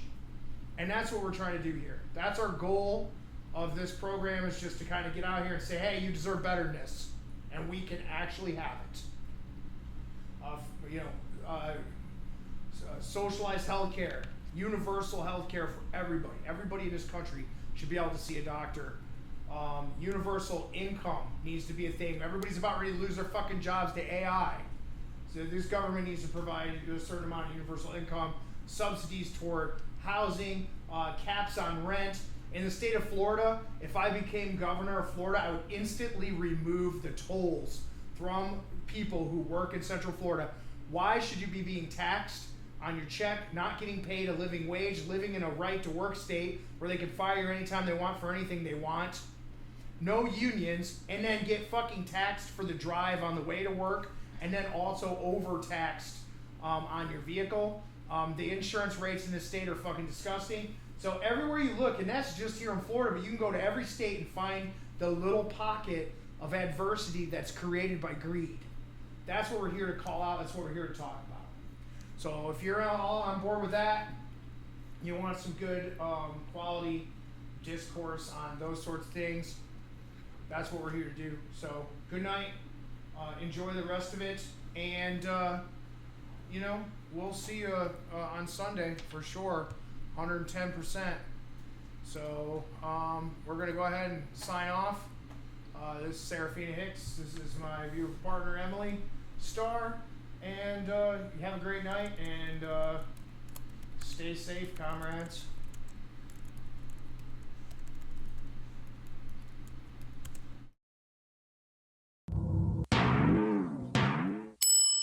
Yup, that's That's better.